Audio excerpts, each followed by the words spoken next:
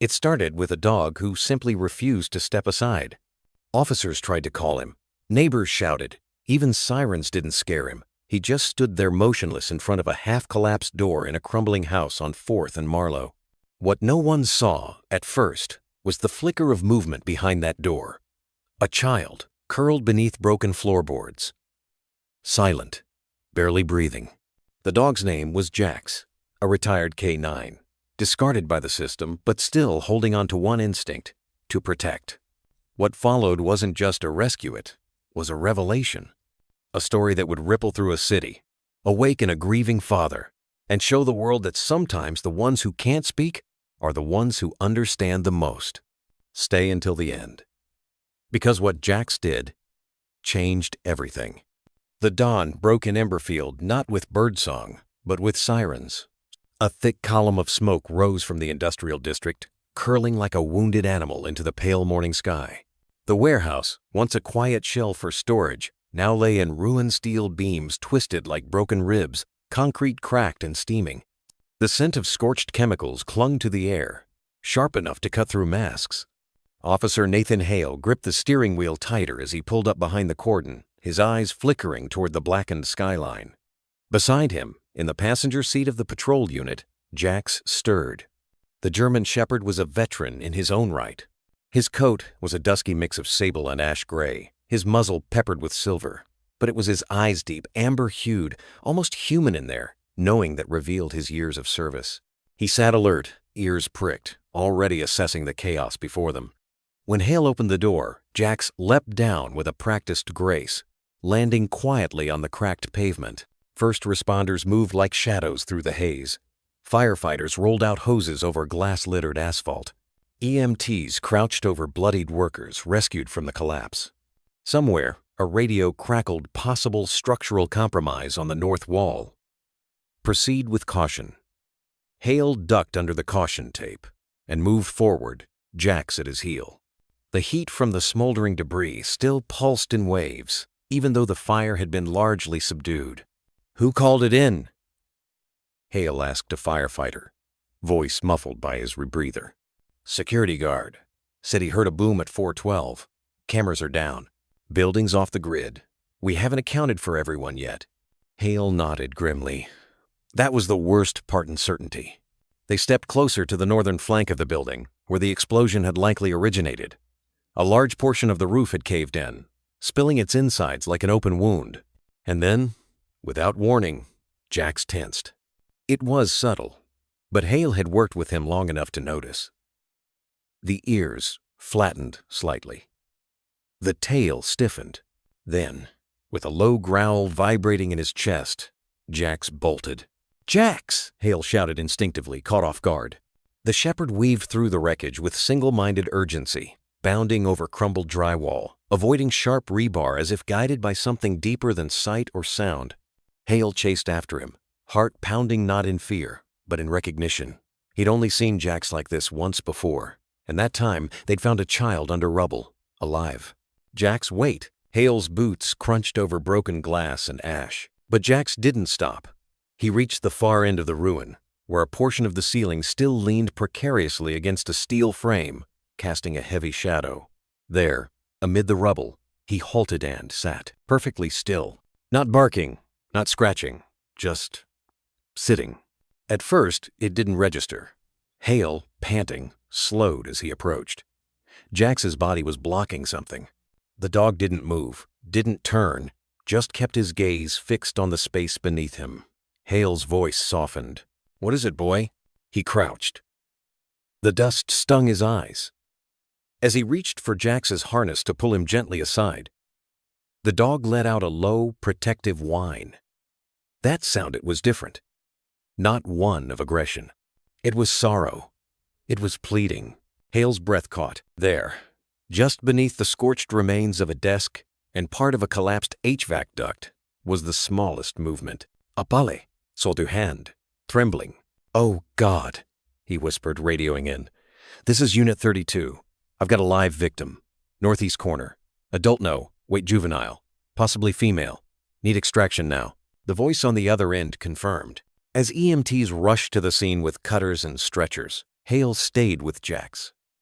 The shepherd remained rooted, eyes never leaving the fragile hand beneath him. Every time someone stepped too close or the rubble shifted, Jax would emit a warning growl, not of violence, but of protection, of guardianship. Hale touched his back gently. "It's okay, buddy. They're gonna help her." He knew then, beyond doubt, that Jax hadn't just found her. He had chosen to shield her. When the paramedics finally extracted the girl no older than 13, caked in ash, eyelids fluttering weakly, they found her cradled in a shallow pocket beneath twisted debris. It was clear she wouldn't have survived if the rubble had shifted even an inch. And yet, directly above her, Jax had anchored himself, body acting as a counterweight, a barrier, holding the ruin at bay, waiting, silent. The girl, barely conscious, turned her head toward the dog as she was lifted onto the stretcher. Her lips moved. One word. "Dole." Then she passed out. The moment burned itself into Hale's mind like a photograph. The acrid air, the flickering sirens, the stillness of Jax. There were stories of dogs pulling people from fires, dragging them out by the collar, but this was something different. This was a dog who stayed. Smoke hung in the air like breath that refused to exhale. The hiss of steam escaping twisted pipes was the only sound left after the shouting faded. Nathan Hale shielded his eyes as he stepped over the charred husk of a generator, boots crunching on glass and debris. Jax had vanished into the smoke minutes ago, darting with a purpose Nathan knew too well to be arbitrary. "Jax?" he called again, voice hoarse from soot. "Hale!" No response.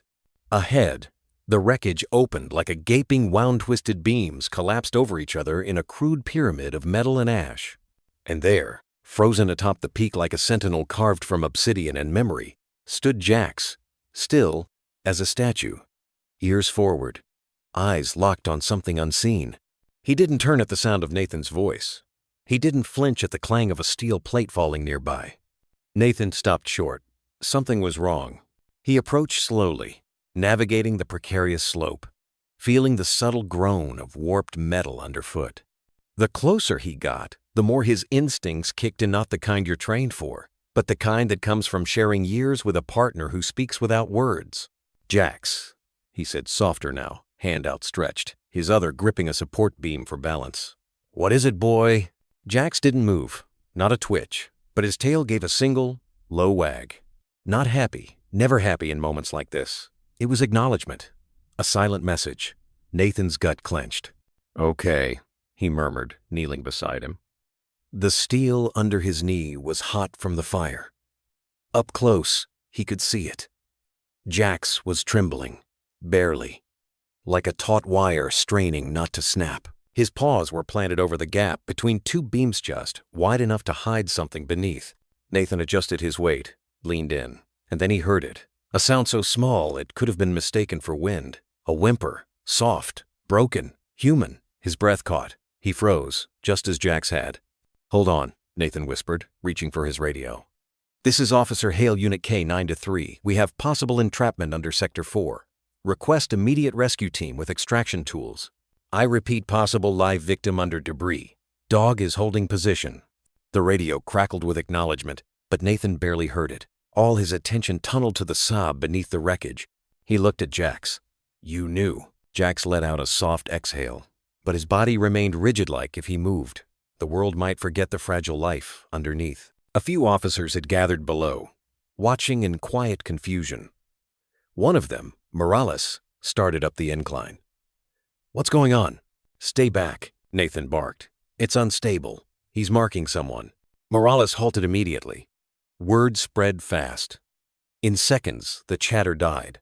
Sirens and engines continued in the background, but near, Jack's time felt like it held its breath. Nathan shifted onto his belly, ear close to the gap. "Hey," he called gently.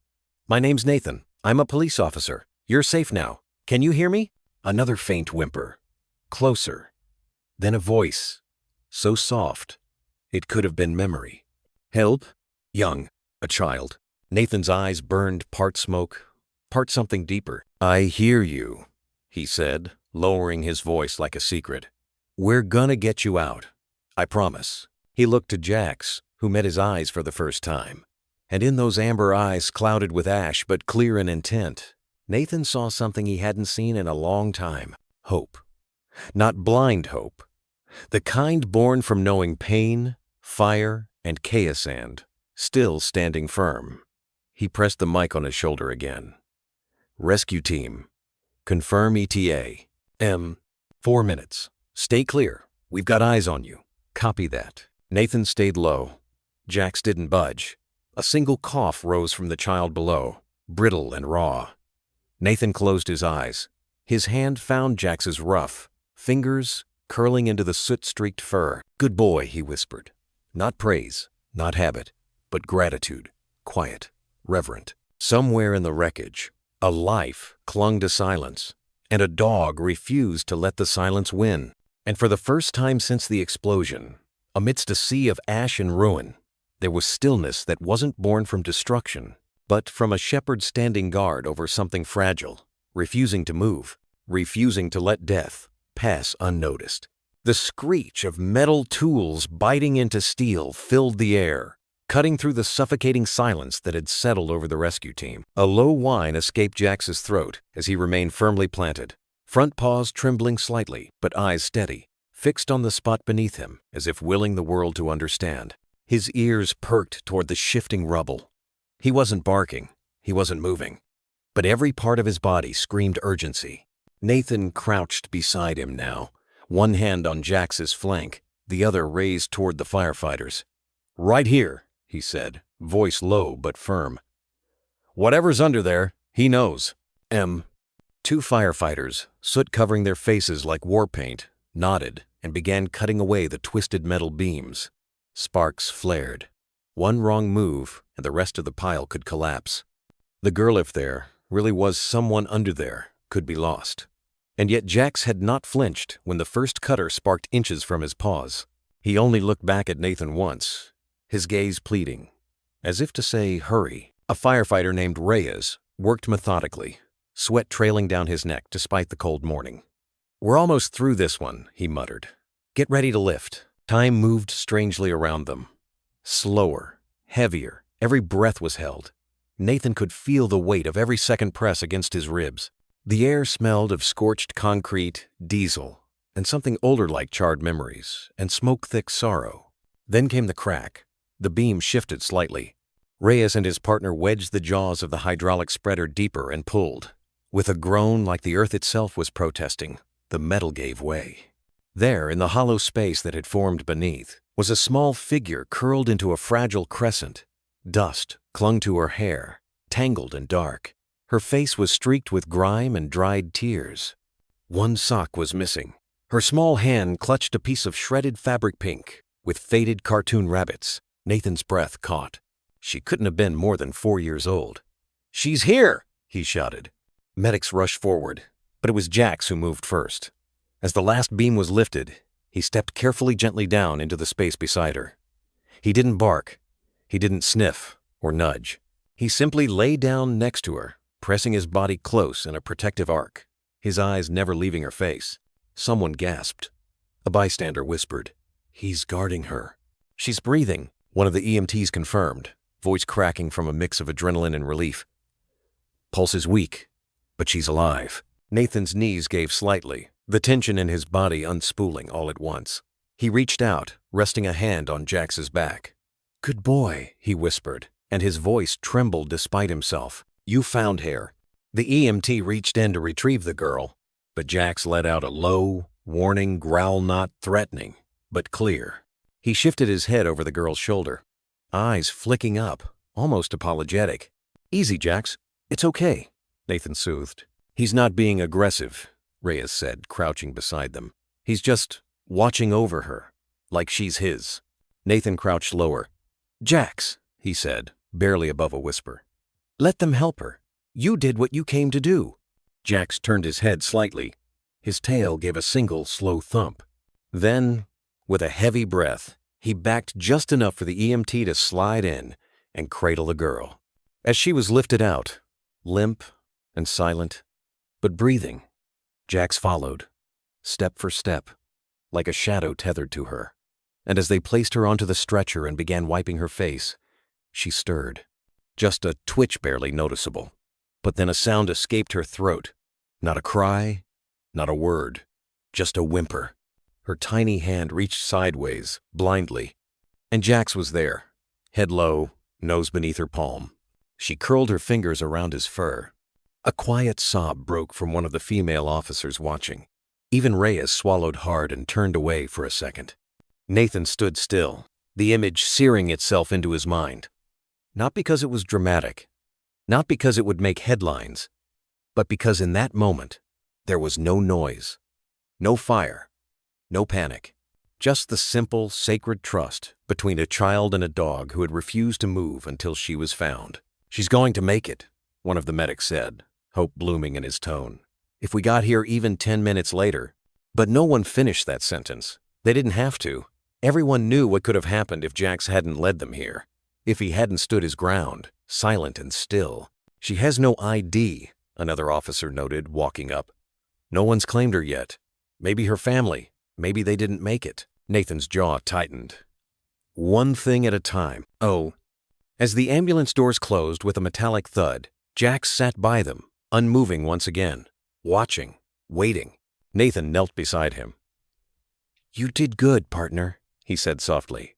"You saved her." Jax leaned into his chest, just slightly, his body sagging with exhaustion.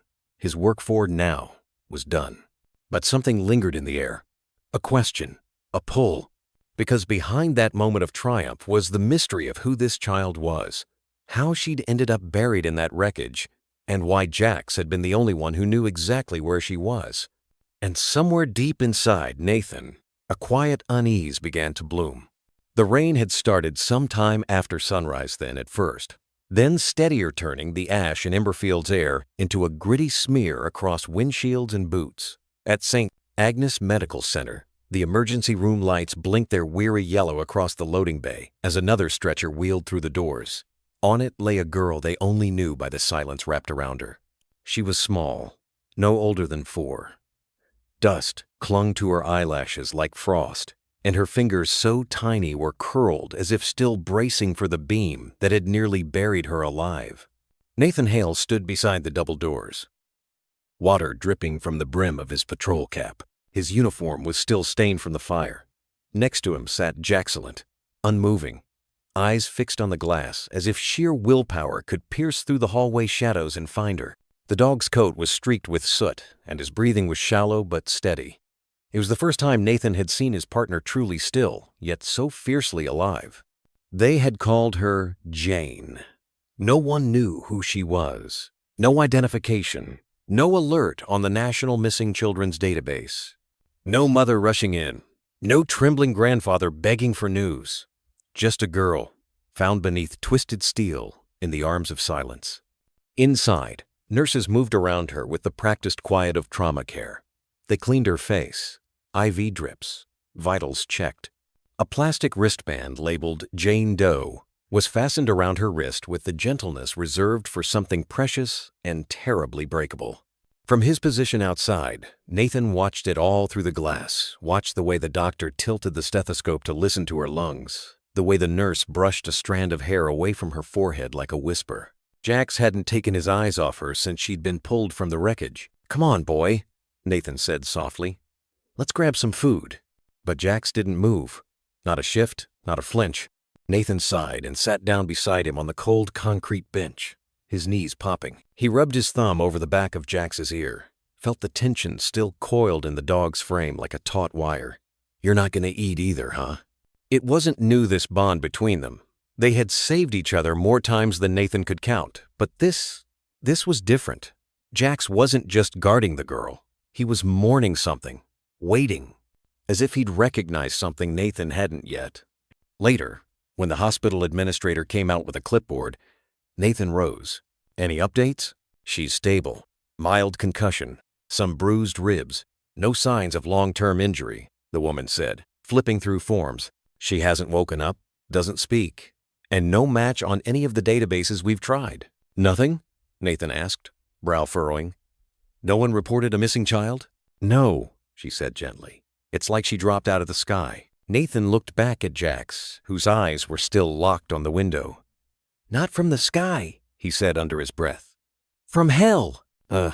There was something gnawing at the edge of his mind, something in the way Jax had planted himself over her, refusing to move, refusing even his commands. It wasn't just a discovery. It was a choice. Jax had chosen her. When dusk fell, Nathan finally walked to the vending machine inside the hospital corridor and bought a sandwich, only to offer it to Jax, who refused, turning his nose away, ears stiff. Nathan didn't press. Instead, he sat with him, together in silence. A few nurses came and went, some stopping to pat Jax or offer a few kind words. One of them, a younger nurse with gentle freckles and red-rimmed eyes, crouched beside Jax and whispered, "She's a fighter. So are you." Jax blinked slowly, then leaned forward, just enough to nudge her wrist with his nose. Nathan noticed. "First time he moved all day," he murmured. By evening, hospital security suggested Nathan take Jax home to rest. "He looks tired," one of them said. Nathan nodded, thanked them, then crouched in front of his partner. "What do you think, boy? Call it a night?" Jax's eyes shifted to the window just for a second, then back to Nathan. "No?" Nathan smiled, tired. "Didn't think so." He made a few calls, arranged a cot in the family waiting room, called his captain and asked for extended hours. The answer came with a sigh: "Stay with her and keep Jax close." That night, Nathan and Jax stayed at the hospital. Sometime past midnight, while the fluorescent lights dimmed and most visitors had gone, Nathan stood again at the window to the pediatric observation wing. The girl still hadn't woken, but she moved now and then, a twitch of fingers, a shift of breath, a life refusing to dim. Jax, from his spot by the wall, let out a quiet exhale. Not quite a whine, not quite a growl, just a release of something old and sacred. Nathan knelt beside him. "You knew," he whispered. "Didn't you?" Jax didn't respond. He didn't need to. The truth lingered in the stillness between Themen, the hush of the hospital corridor, in the cold tiles beneath their feet, in the ghost of smoke that still clung to Nathan's collar. Whatever this girl had escaped from, it hadn't ended at the warehouse. And Jax wasn't letting her go. Not now, not ever. The room was quiet except for the soft beep of a monitor tracing the little girl's pulse. Outside, the day moved on. Nurses moved in and out of other rooms. Gurneys wheeled past. Fluorescent lights hummed overhead, but in this corner of the pediatric ICU, time hung still. Jane lay motionless, her face a pale smudge against white pillows, tubes curled from her wrist and nose, fragile like spider silk. Though the dust had long been washed from her skin, there was something about her that still felt buried. Beneath the surface, behind closed eyelids and faint breaths, something remained hidden. Nathan Hale sat by the observation window. He hadn't left since she was admitted, not entirely. Every few hours he stepped out to walk Jax. But the German Shepherd never wandered far. Most of the time, the dog lay curled by the automatic doors downstairs, his eyes fixed on the elevator like it was some kind of sentry post. Only when Nathan carried down a photo of Jane or held up his phone with her picture did Jax eat. And even then, only after a long moment, as if reminding himself she was still here, still alive. Nathan sipped cold coffee from a paper cup. Across the hallway, footsteps approached heels, soft but determined. A woman appeared in the reflection on the glass before she even spoke. "Officer Hale?" He turned, standing. The woman wore a slate-gray blazer over a pale blouse. Her hair clipped up, but strands had loosened, curling gently at her jawline. She looked tired but not unkind. "Meredith Lang," she said, offering a badge clipped to her coat. "Child Protective Services." Nathan nodded, stepping aside to let her see the girl through the glass. "She hasn't woken yet." Meredith studied the child for a moment, arms crossed lightly, as if shielding herself. "They're calling her Jane?" He nodded. "No ID. No match in the missing persons database." Meredith sighed, opening a thin manila folder in her hands. "We ran her fingerprints through national databases, but she's too young to have any records. No school files, no immunization logs. She's a ghost." Nathan rubbed the back of his neck. "Or someone made her one." There was a silence, then brief, but weighty. Inside the room, a nurse adjusted Jane's the fourth. The girl didn't stir. Meredith flipped a page. "The attending pediatrician asked me to come in. Said there are older bruises. distinct from the injuries caused by the collapse. Nathan's jaw clenched. How old? Somewhere between 3 to 6 weeks, Meredith said softly. One's in the shape of a belt buckle. Faint, but it's there. He didn't speak right away, just turned back toward the glass, his reflection overlaying Jane's tiny frame. His voice, when it came, was quiet. She never made a sound, not even when they lifted the beam. Children like her learn to survive in silence, Meredith replied. They learn that crying doesn't bring help. It brings worse. Nathan swallowed hard. I've worked cases like this before, Meredith continued. They're the hardest. No name, no known guardian. And if someone's hurting her, they may be hoping the explosion erased the trail. Nathan turned to her again. Then we don't let it. She gave a half nod. We'll file for emergency protective custody. But without a lead-no address, no family, no last name, we're running blind. It'll help if we can figure out where she was before the collapse. Nathan nodded. I've already flagged the warehouse to fire and arson. It wasn't zoned for residential occupancy. Someone was using it off the books. He hesitated, then added, I think Jax knew something was wrong before we did. Meredith raised an eyebrow. The dog? Yeah, Nathan said, lips tugging into something between pride and awe. He refused to leave the scene. Refused to move until we found her. And ever since, he hasn't taken his eyes off her. Downstairs, Jack sat by the entrance, his ears alert, posture unmoving, a statue carved from fur and muscle. Sometimes, Nathan said, he notices things before I do. Emotional cues, body language, fear. It's not just training, it's instinct. Meredith looked intrigued. You think he sensed she was a victim of abuse? Nathan nodded slowly. When I brought her scent to him again, he whined. Not because she was missing. It was something else, something older, like he'd recognized a kind of pain. One he'd seen before. Meredith didn't write it down. Some things didn't fit into reports. Some truths came with no paperwork, no protocol, just a weight you carried until justice caught up. I'd like to observe how she reacts when she wakes, Meredith said, eyes still on the child. If she's afraid of touch, if she flinches at men's voices, if she speaks. Nathan looked at her. What if she doesn't remember? Then we help her heal until she does. A moment passed between them, forged of shared silence and something close to vow. Then the nurse stepped out of the room. Vitals are stable, she informed them. Still unconscious, but we expect her to come to within the next 24 hours. Let us know the moment she does, Meredith said. The nurse nodded and walked away. Meredith turned to leave too, but paused. Officer Hale, she said softly. I've seen a lot of children go through trauma, and sometimes the only thing that pulls them out is knowing someone stayed, no matter what. Nathan glanced once more toward the bed. The child hadn't stirred, but somewhere beneath those bruises and bandages, a small heart still beat. A story still waited to be told. He nodded. I'm not going anywhere. And neither was Jax. The beeping of machines kept time in the dimly lit hospital room. It was steady, soft, but it filled every quiet space like a metronome marking an unknown rhythm. Rain drizzled faintly against the windows of Emberfield General, fogging the glass with a thin sheen that blurred the world outside like the memory of something once clear, now just distant. Nathan Hale stood at the doorway, arms crossed tightly, his uniform still faintly smelling of smoke and charred insulation. His eyes weren't on the monitors or the doctors whispering outside. They were fixed on the small form curled in the middle of the hospital, bed-dwarfed by the pillows. A plastic oxygen tube nestled under her nose, her skin pale against the white sheets. She had stirred earlier, no words, just a flicker of movement, a breath that changed cadence. Then her eyes had opened. Not wide, not fearful, just searching, as if looking for something she wasn't sure was still real. And Jax had known. Before Nathan could step forward, the German shepherd had already risen from his spot by the wall, silently, reverently. He padded over the linoleum floor and approached the bedside, lowering his head just enough so his ears wouldn't frighten her. He didn't bark. He didn't nudge.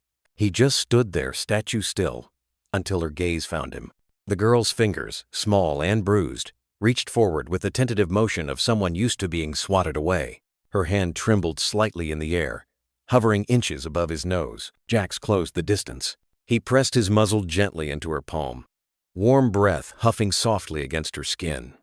Then, without ceremony, he licked her finger sonce, slow, as if tasting a memory. And something changed. The girl didn't flinch. She didn't cry. She didn't recoil.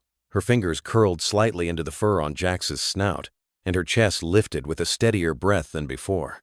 The heart monitor showed it before Nathan could process. Either pulse had dropped from anxious flutter to calm steadiness, like her body had finally decided it wasn't under siege anymore. Nathan blinked, unsure if he was witnessing something miraculous or just profoundly simple. Healing didn't always come in the form of medicine or machines. Sometimes it came wrapped in fur, with quiet eyes and a history of pain that let it recognize its mirror in someone else. "She hasn't touched anyone since she woke up," said a nurse softly beside him, as if afraid to shatter the fragile stillness. "She wouldn't let us near her with a stethoscope, but she reached for your dog like she already knew him." Nathan didn't answer. He didn't need to. Jax had settled himself by the edge of the bed now, his large body curled into a protective curve beneath the girl's dangling hand. She still hadn't spoken. Not a word. But she didn't have to. Her small fingers, still wrapped loosely in Jax's fur, told a story that didn't need sound. Meredith, the social worker, returned just as the nurse stepped away. She paused at the doorway, her professional demeanor softening as she took in the sight. "She's connecting to him," Meredith said after a beat. "That's not nothing." "No," Nathan murmured. "It's everything." He watched as Jax let out a low, content exhale. The girl's eyes fluttered briefly, but she didn't withdraw. If anything, she edged closer, her cheek brushing against the shepherd's shoulder like a child seeking shelter beneath a familiar warmth. "I've seen this before," Meredith added quietly. "Traumatized kids. They don't trust easily. But animals? They're safe. They don't ask questions. They don't hurt you with words. They just stay." Nathan nodded, jaw tight. He'd seen Jax like this once before years ago, after their third deployment, when the nightmares still came, and Nathan would wake to find the dog sitting at the foot of the bed, watching him with eyes that said, "You're not alone." Now he was giving that same quiet promise to someone else. "What happens next?" Nathan asked, his voice a low murmur, still watching the girl. Meredith sighed. "We keep trying to identify her. No missing persons report. No hits from the photo we circulated. If someone was looking for her, they're not looking loud enough." She paused. "And until we know who hurt her, if it was family, if it was someone else, we need to keep her here, safe, observed." Nathan didn't argue. He didn't suggest sending her somewhere else. His instincts, honed from a career of following trails and trusting silence, told him that the safest place for her right now was this room with Jax beside her. She stirred again, letting out a soft sound, not a word, more like the whisper of breath trying to form one. Her fingers clutched a little tighter into Jax's fur. Nathan took a cautious step forward, boots slow against the floor. Her eyes followed his motion, uncertain but not afraid. "You're okay," he said gently. "You've got a good guardian." He gestured toward Jax, who thumped his tail once against the sheet, as if agreeing. The girl blinked. No words. But for the first time, there was something in her eyes that hadn't been there before. Recognition, trust. The kind that didn't come from understanding language, but from surviving the same darkness. Nathan felt something tighten in his chestnut pain. Exactly. Something older. He'd seen soldiers bury trauma behind silence. He knew the look of someone trying not to be seen. And yet here she was, seeing and being seen by a dog who had no reason to lie or judge. As night thickened beyond the hospital windows, Nathan pulled a chair closer to the bed. He didn't speak again. Neither did the girl. But Jax. Jax stayed awake. And in the quiet room, beneath fluorescent lights and shadows of rain, the three of them sat together, one man, one child, and one dog each, stitched together by scars that didn't show, and a bond that didn't need words to hold. Ash still clung to the air like a memory that refused to fade. The industrial district wore its wounds quietly twisted beams, scorched brick, a silence too heavy for midday. Yellow tape fluttered faintly in the breeze, cordoning off what remained of the warehouse. Now nothing more than a charred skeleton. Detective Marla Vance stood beside Officer Nathan Hale, clipboard in hand, her sharp eyes scanning the wreckage. Nathan had brought Jax along, not just out of protocol, but because the dog hadn't stopped pacing near the front door since dawn, as if something was still trapped here, not under rubble, but in time. The girl shouldn't have been in there, Marla murmured, not looking up. She wasn't just in there, Nathan said quietly, glancing toward the soot-streaked concrete where Jax had first frozen. She was placed. Jax sniffed around the edge of the rubble, posture tense. He stopped abruptly near a section where the floor had partially caved in, nose close to a heap of blackened plywood and melted wires. His ears flicked. A low whine escaped his throat. Nathan moved toward him. "You got something, boy?" The bomb squad had long since cleared the area, but Jax wasn't reacting to explosives. It was something else, something human. Nathan crouched beside him, brushing away layers of ash. A glint. He paused, reached in. It was a phone, or what was left of one. The casing was warped from heat, screen cracked beyond recognition, but it hadn't been here before. Someone must have tossed it behind the beams. He handed it to Marla, who turned it over with gloved hands. "No SIM card," she muttered, burner. She dropped it into an evidence bag. Nathan exhaled. Someone didn't want it traced. Marla didn't answer. She was staring across the debris, toward the far wall, where half a security camera still clung to its rusted bracket. She motioned to one of the techs. "Pull every angle from that unit and anything upstream." 30 minutes later, they were gathered around a monitor inside the forensics van. The footage was grainy, but the timestamp matched. Smoke hadn't yet begun to rise. There at the bottom of the frame, a small silhouette. Nathan's heart dropped. "Pause that." The child's figure was unmistakable. A tiny frame, coat too big for her shoulders, hair tied in 2 uneven pigtails. She stood at the entrance, glancing back once, then walked inside the warehouse. Alone. The timestamp rolled forward. 37 seconds passed. Then, a man. Only half captured by the edge of the camera. Taller, heavier, wearing a baseball cap pulled low.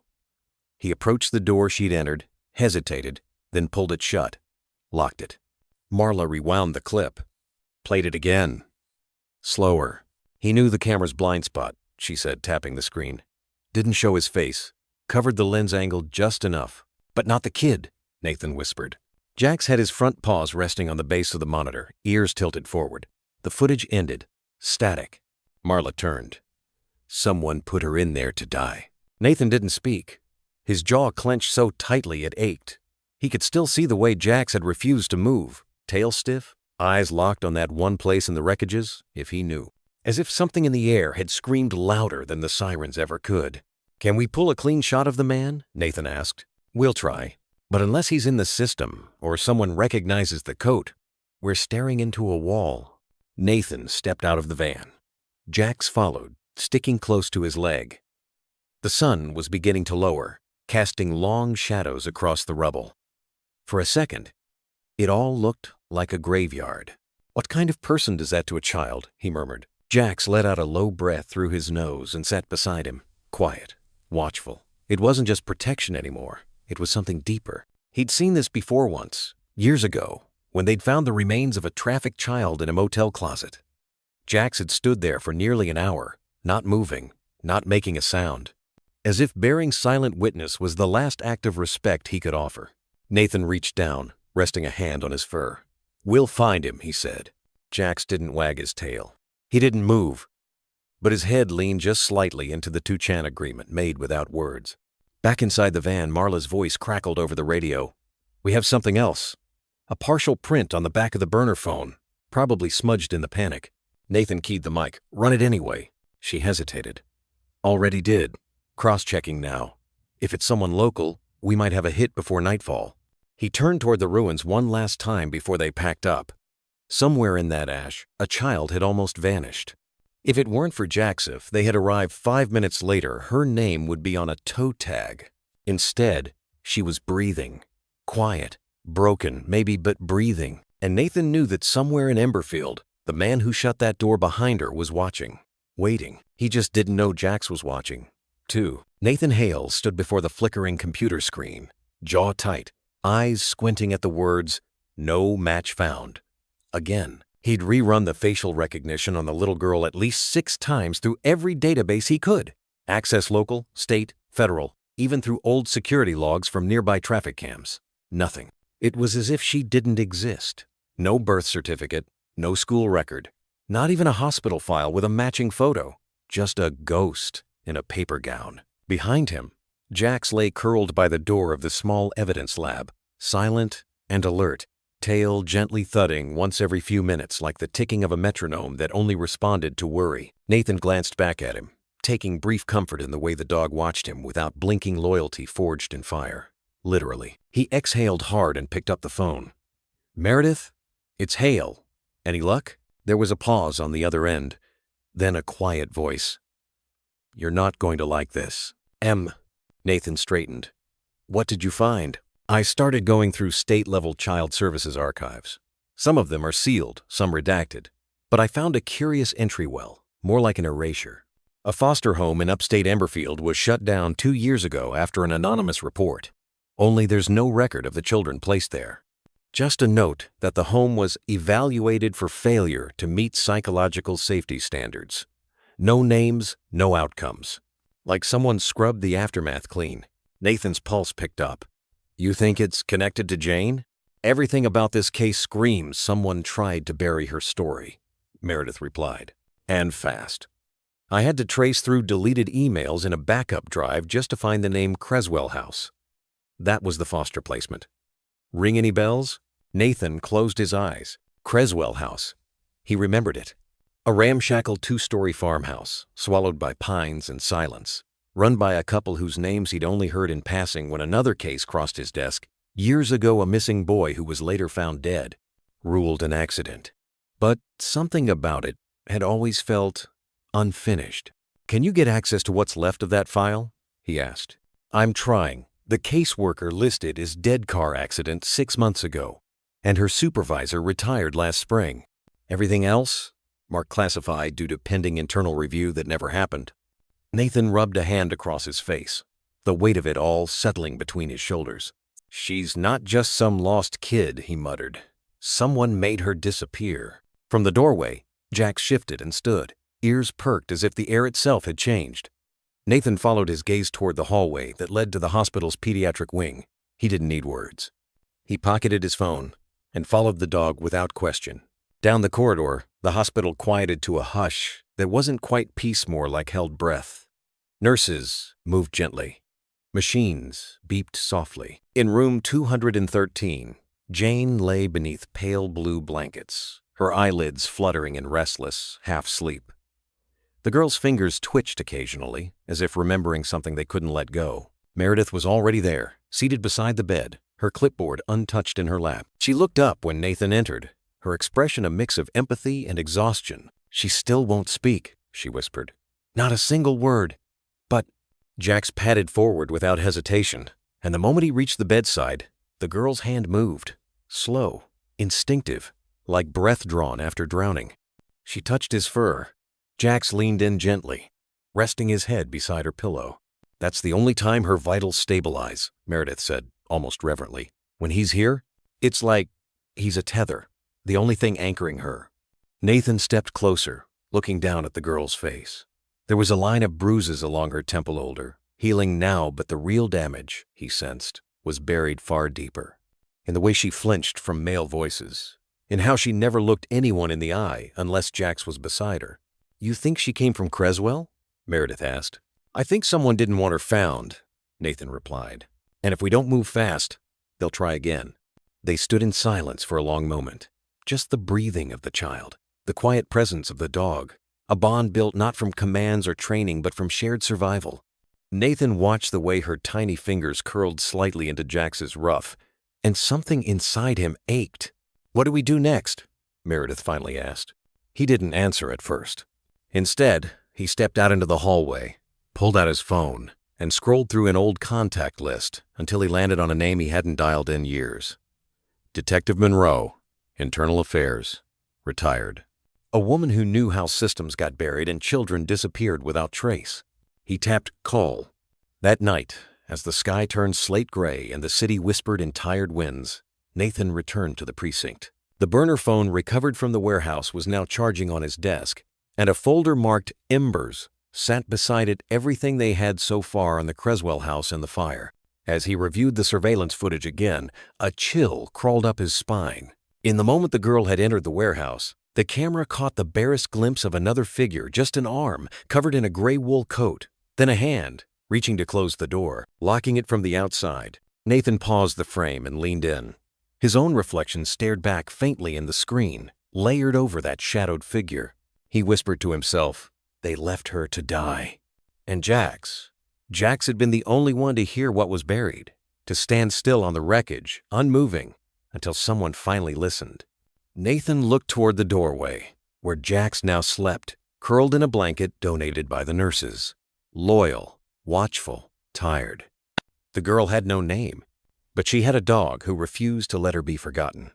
And maybe, just maybe, that was how they'd find the truth by following the only thread that hadn't been cut. Jax never forgot a scent. Nathan would make sure the world didn't forget her either. The early light filtered through a thick veil of ash-colored clouds, casting the landscape in hues of gray and memory. Nathan's truck rumbled slowly down a narrow, unmarked dirt road, tires crunching over frost-hardened soil. In the passenger seat, Jack sat still, ears alert, body angled toward the windshield, as if he were guiding them by instinct alone.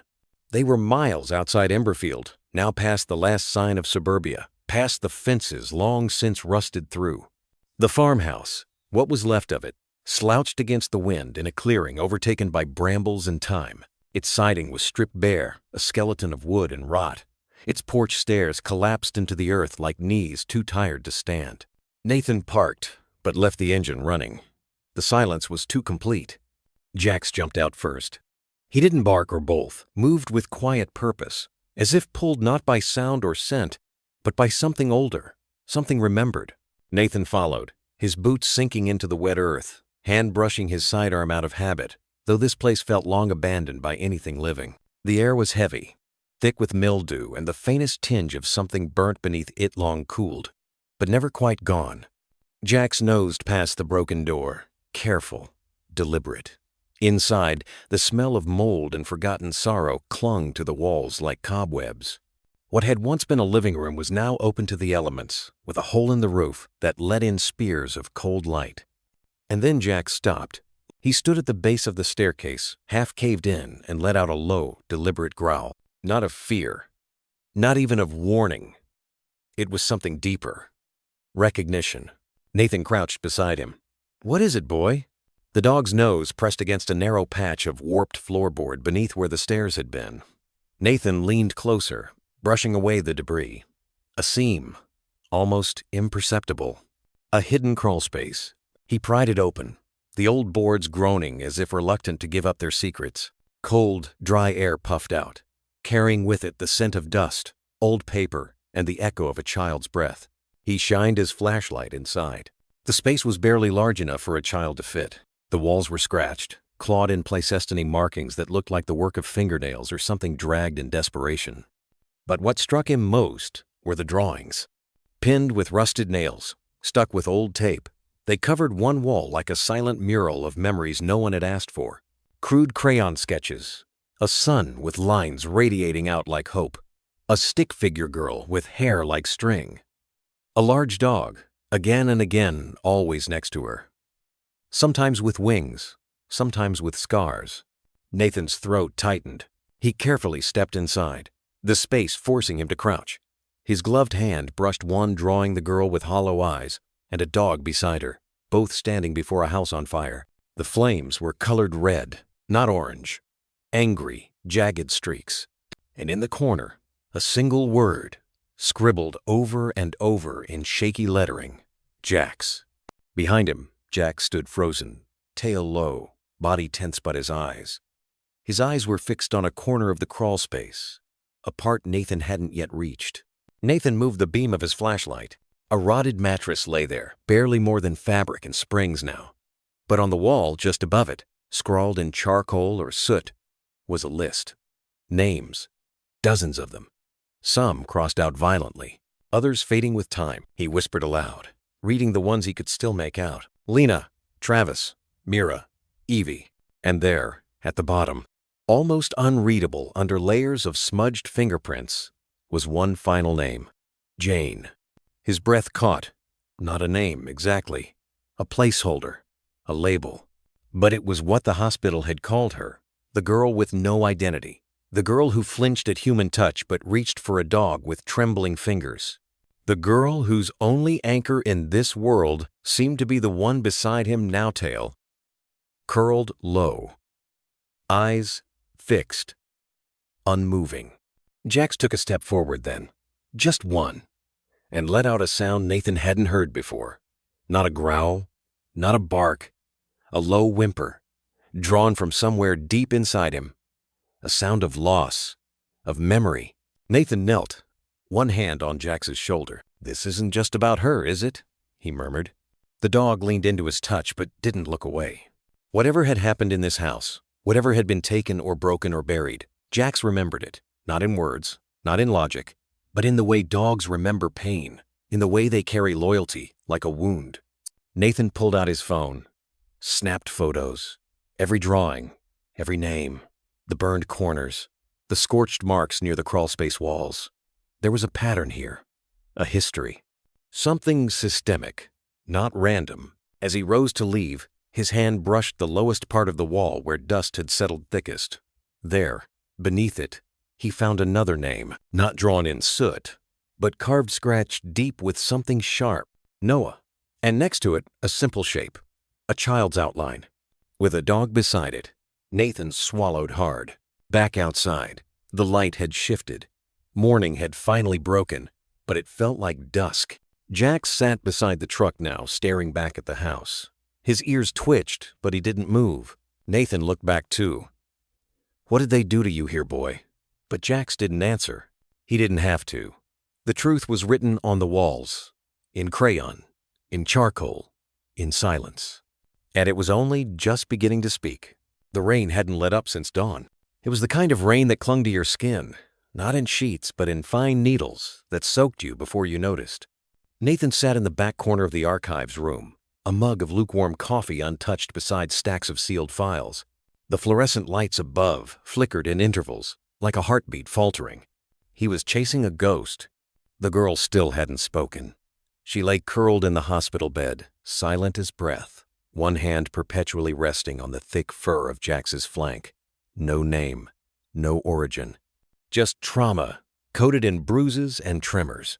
Nathan could still hear Meredith's voice in his mind, soft but shaken.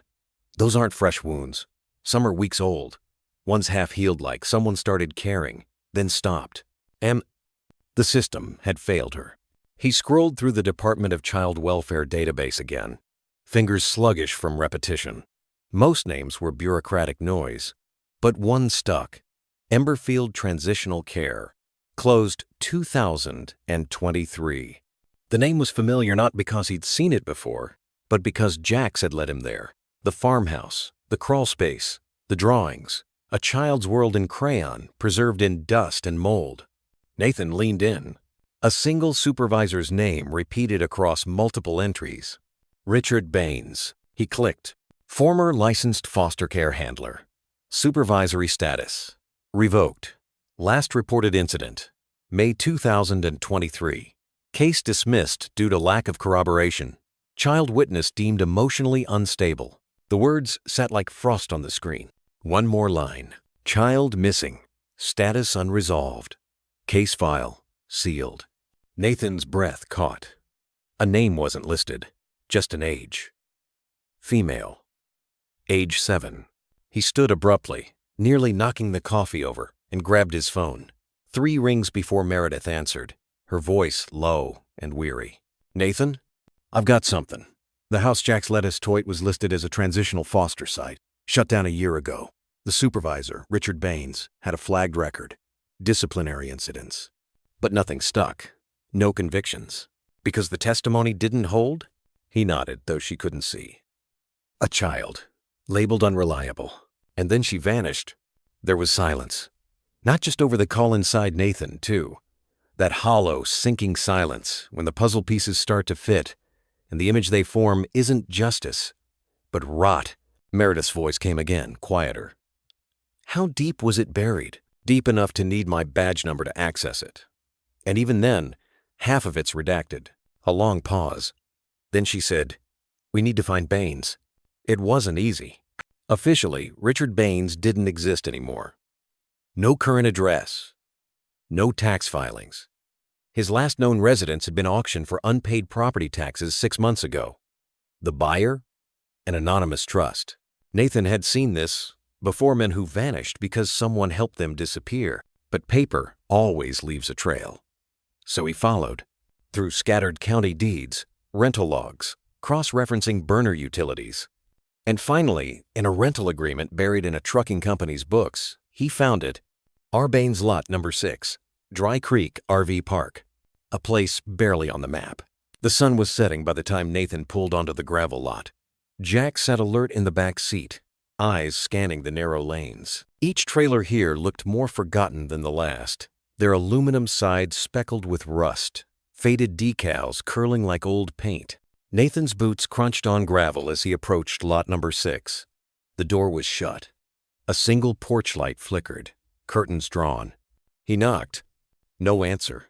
He knocked again, louder this time. The trailer groaned softly in the wind, but nothing moved inside. Yax stood beside him now, tense. Nathan's voice was low. "Jax, what do you think?" The dog sniffed once, then twice. His ears flattened. A soft growl, low in the throat. Not rage, not threat, something deeper. Recognition.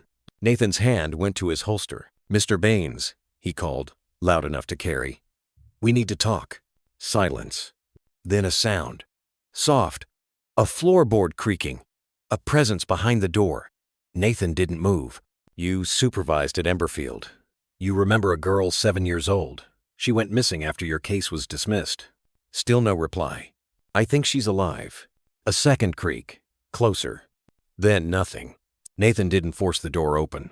He didn't have the warrant. But something in his gut twisted. He left a card wedged in the doorframe, circled back to the car, and sat. Jax was watching the trailer through the side window, unblinking. That night, Nathan couldn't sleep. He sat at the hospital instead. Outside the girl's room, nurses passed quietly in the corridor. Inside, the lights were dimmed. The girl's fingers still rested against Jax's paw. He looked at her, this ghost of a child with no name but eyes like a storm before it breaks. She hadn't spoken. Not once. But her drawings, found in that crawl space, told a story she couldn't voice. A girl. A dog. A shadowed man. Over and over. At 3:12 a.m., his phone buzzed. "Meredith." "I found something," she said, her voice hushed. "Old complaint logs from Emberfield. Baines had 3 separate allegations disciplined, crossing the line, they called it. But the children, none of them stayed long enough to testify. They disappeared from the system." Nathan closed his eyes. "How many?" 5. All under 8. She hesitated, then said, "I think our girl was one of them." Outside the window, the first light of morning crept over the city, soft, pale, unpromising. Inside, Jack stirred, his head lifted slightly, ears flicking. The girl hadn't moved, but her fingers had curled, ever so gently, around a patch of his fur. Nathan whispered, "We found his name. Now we find the truth." The photo lay on the counter under the harsh fluorescence of the precinct's break room. A standard mugshot from 8 years ago, pale eyes, thinning hair, expression flat as stone. The name beneath it, Richard Baines. Nathan hadn't even called Jax over, but the dog came anyway. The German shepherd's footsteps padded softly against the tile. At first, it seemed like he was just curious, nose twitching, posture alert but neutral. Then the shift happened. So subtle, it could have been missed. Jax froze. His chest stilled mid-breath. Ears perked, then stiffened. His tail, once relaxed, locked low. He didn't bark, didn't growl. He just stared at the photo like it meant something more than pixels and ink, like it hurt. "Jax?" Nathan murmured, kneeling beside him. But the dog didn't move. His body trembled, barely just a flicker beneath his ribs. Nathan had seen this once before. Long ago. A different room. A different life. The night after the raid. After everything fell apart. Back then, Jax had curled up beside a coat. Not just any coat. It belonged to Officer Dana Wu, his handler. His partner? The only human he trusted more than the leash itself. After her death, Jax didn't eat for 2 days. Didn't respond to commands. Just lay there, nose pressed to the sleeve as if it still carried her scent. Nathan rose slowly and picked up the photo. He watched as Jax's eyes followed, it not him, just the image. Something in that frozen face of Baines had reached into whatever was left buried in Jax's memory. Something that bypassed instinct and went straight into pain. "You remember him, don't you?" Nathan whispered. Jax let out a single low huff. Not hostile, almost mournful. It wasn't common knowledge, not even among the department, that Jax had once been part of a specialized abuse detection K-9 unit.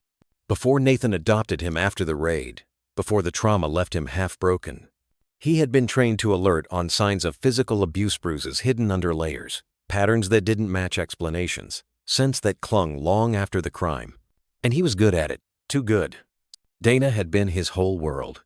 A calm, quiet woman with a gift for listening not just to people, but to dogs like Jax. She never raised her voice.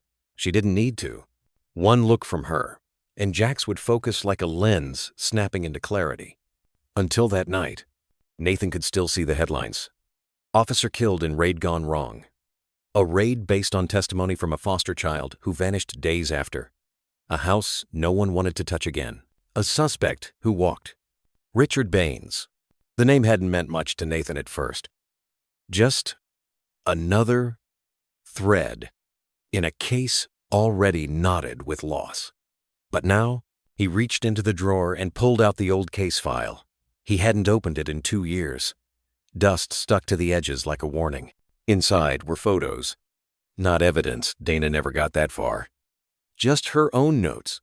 Personal ones. Child welfare complaints. Scribbled arrows pointing to the names of kids, some crossed out, others circled in red. He placed them one by one on the floor. Watched Jax's reaction. At the third photogranny, faded Jax growled. Not loudly, not the kind of growl meant to scare. It was low. Sustained. A sound Nathan had only heard once before the night. They lost a child during a sting, and Jax refused to leave the scene, even when it was over. As if his body knew something they didn't. As if memory still lingered in his chest like smoke. "Easy, boy," Nathan said, reaching to soothe him. But Jax didn't flinch. He didn't move either. He just stared. Nathan followed his gaze. It landed not on the photo, but on something in the background, a detail barely noticeable. A room. A child's drawing stuck to the wall behind the man being interviewed. The lines were faint, but familiar. A dog. A figure beside it small. Long hair. No face. Nathan sat back on his heels. The same drawing style they'd found in the farmhouse crawl space. The same recurring dog over and over, as if the girl was trying to keep something from fading completely. Jax had fixated there too. He hadn't wanted to leave. He remembered. Not just the man, but the girl.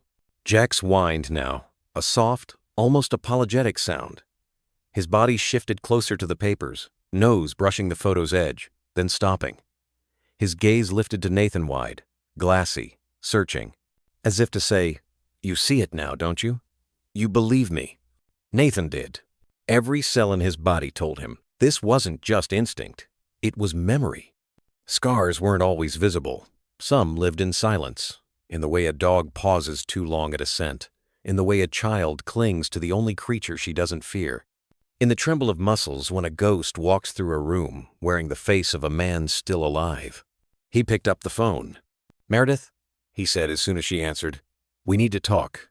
I think Jax has been to Emberfield before, and he wasn't alone. There was a pause, then a soft inhale on the other end. "I'll be there in 20. As the call ended, Nathan looked down at Jax. "Let's finish this," he whispered. The dog didn't move. But his eyes, those eyes that had once gone dim, with grief layered with something ancient, recognition, and resolve. The glow of early evening had barely touched the window panes of the precinct when Meredith's voice broke the silence. "Nathan, you need to see this." M. He turned away from the corkboard, where threads of twine now connected crime scene photos, burned buildings, and a girl's sketch silhouette. Meredith stood with one hand gripping the side of the monitor, the other scrolling through a case file so old its digital formatting barely loaded. She didn't speak again. She didn't need to. Nathan walked over, and the moment his eyes fell on the screen, something shifted in his chest. A still frame of a boy missing for 3 years stared back. His eyes were hollow, unfocused, like they'd learned too young not to expect kindness. Nathan squinted, then pointed to the foster file. Who was his caseworker? Meredith tapped twice. A name popped up. Richard Baines. Again. She didn't stop there. Swipe after swipe, case file after case file, names scrolled by like gravestones. Children, each with a brief placement at the same address, each signed under Baines, and each one vanished after the foster record ended. They called it aging out, Meredith whispered, but they were all under 14. Nathan didn't answer. His jaw clenched, eyes narrowing. He shifted to the adjacent computer and opened the precinct's map system. Slowly, methodically, he began plotting. He started with the girl's warehouse Emberfield. Then, one by one, he added the last known addresses of the other missing children. Dots blinked to life on the screen like small, quiet deaths. One in Port Vale, another in Ashridge, 2 more in smaller counties no one ever reported on. But as Nathan zoomed out, the pattern became stark. Every foster placement linked to Baines was within 5 miles of a warehouse or shipping depot. Why warehouses? Meredith asked softly. Nathan exhaled hard. They're transitional zones. No security, easy access. Nobody questions trucks that come and go. He clicked again, bringing up logistics company data. Abandoned or underused buildings, all with blind spots in their surveillance systems. Perfect places to disappear someone. Outside, Jax lay near the office door, tail barely flicking. He didn't move when officers walked by or when a printer kicked on. But as Nathan muttered the name Baines under his breath again, Jax's ears perked. Not much. Just enough for Nathan to catch it. He looked back through the glass. He's listening. Jax's amber eyes met his. Nathan stood and paced. So he's not just reacting to one photo. There's a memory, recognition. Meredith sat back. Her voice was a whisper. That girl, she wasn't just a victim. She was bait. Nathan turned sharply. What? She entered that warehouse alone. Surveillance shows someone locked the door behind her. Whoever did this knew how to stage a fire without leaving a trace. Knew how to erase her identity, but they didn't expect her to survive. She wasn't meant to. Nathan rubbed a hand down his face, the exhaustion beginning to bleed into anger. She wasn't the first. Number. Meredith looked at the screen again, at the dotted trail of names. But maybe she'll be the last. A silence fell between them, not of defeat, but of grim purpose. Nathan finally sat, fingers steepled beneath his chin. They're using the foster system to funnel kids, he said. Placement, isolation, elimination, all shielded by red tape. He turned back to Jax. But why now? Why did Jax respond to this case when he didn't before? Meredith hesitated. Maybe because this time, it's not just memory. Maybe it's recognition. Nathan froze. Recognition. Jax had never fixated before, not even when shown images from prior cases. Not after his handler died. But now he'd growled at a drawing, stared too long at an empty photo. He was trying to tell them something. Meredith leaned forward. What if this girl knew him? Nathan blinked. What if she drew him? The drawings. At the farmhouse. Dozens of sketches, all of the same dog. The same stance. The same eyes. The same Jax. His voice caught in his throat. No foster file mentioned a dog. Not one they documented, Meredith replied. Nathan stood, mind racing, tracing backward. That hidden crawl space. The shape carved into the wall. The marks not made by a child's hand, but by claws frantic, desperate. Had Jax been there before? He turned back to the map, this time drawing connections between the warehouses and the foster homes. It formed a jagged crescent across the region. Emberfield was near the center. They circled back, he said, almost to himself. They tried again, because something went wrong the first time, Meredith added. Nathan's voice was gravel now. Someone survived. They both stared at the map. So many points. So many names. And maybe, finally, one chance to stop it. Outside, Jack stood up slowly, walked to the glass, pressed his nose against it, as if tracing the map they couldn't see. Then he turned and barked. Just once. But it sounded like an oath, like a memory that refused to be buried. The first drawing came without warning. Nathan found it beside his coffee mugsolent, folded once, the edges smudged with charcoal. He thought it was a napkin at first, until he opened it. A cage, not like a dog crate or an animal pen. No, this was something crueler. Narrow bars, drawn with jittery, repetitive lines. A small figure hunched inside, knees pressed to chest, face buried. Fire, heavy and black, licked the bottom edge. He looked up, and she was there. The girl. She didn't say anything.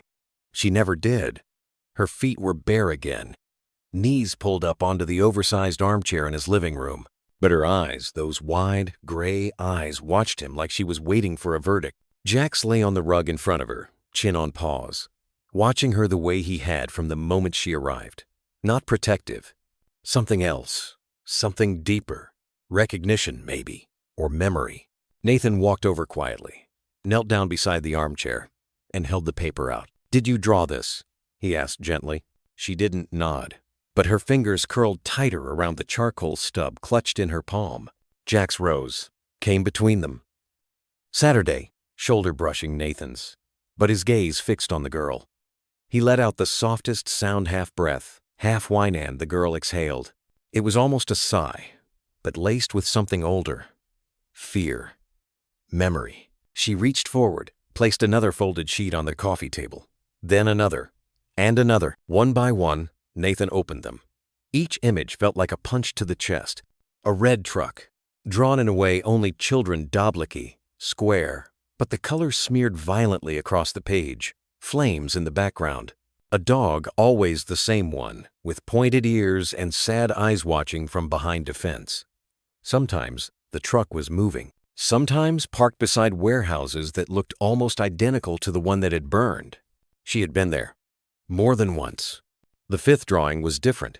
A man faceless, but tall, with thick arms and a belt full of keys, standing over children. There was something about the posture, a lean too close, a hand too rough. Nathan swallowed hard. "Richard Baines," he murmured. "That's him, isn't it?" Still, she said nothing, but her lips tightened.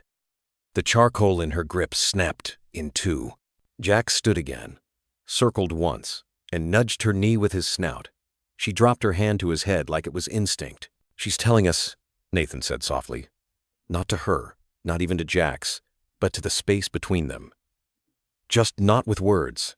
He reached for his phone, called Meredith. "I think we have a witness," he said. "But you'll have to speak art, not English." Later that evening, Meredith sat cross-legged on the floor with the girl, while Nathan leaned against the doorframe, arms crossed. Jack sat between them like some ancient guardian. Meredith had a calming presence. No sudden moves. Just a steady stream of quiet, respectful questions. She never pushed. Only asked, and let silence fill the gaps. They went through the drawings together, piece by piece. One showed a row of cages, underground. Another had a flickering bulb hanging from a cord, casting shadows over children crouched against concrete walls. But it was the seventh image that made Meredith stop. She held it up, brows furrowing. This isn't just fire," she whispered. It was a burn pattern, almost exact. Charcoal streaks traced from left to right, mirroring the warehouse floor plan Nathan had studied.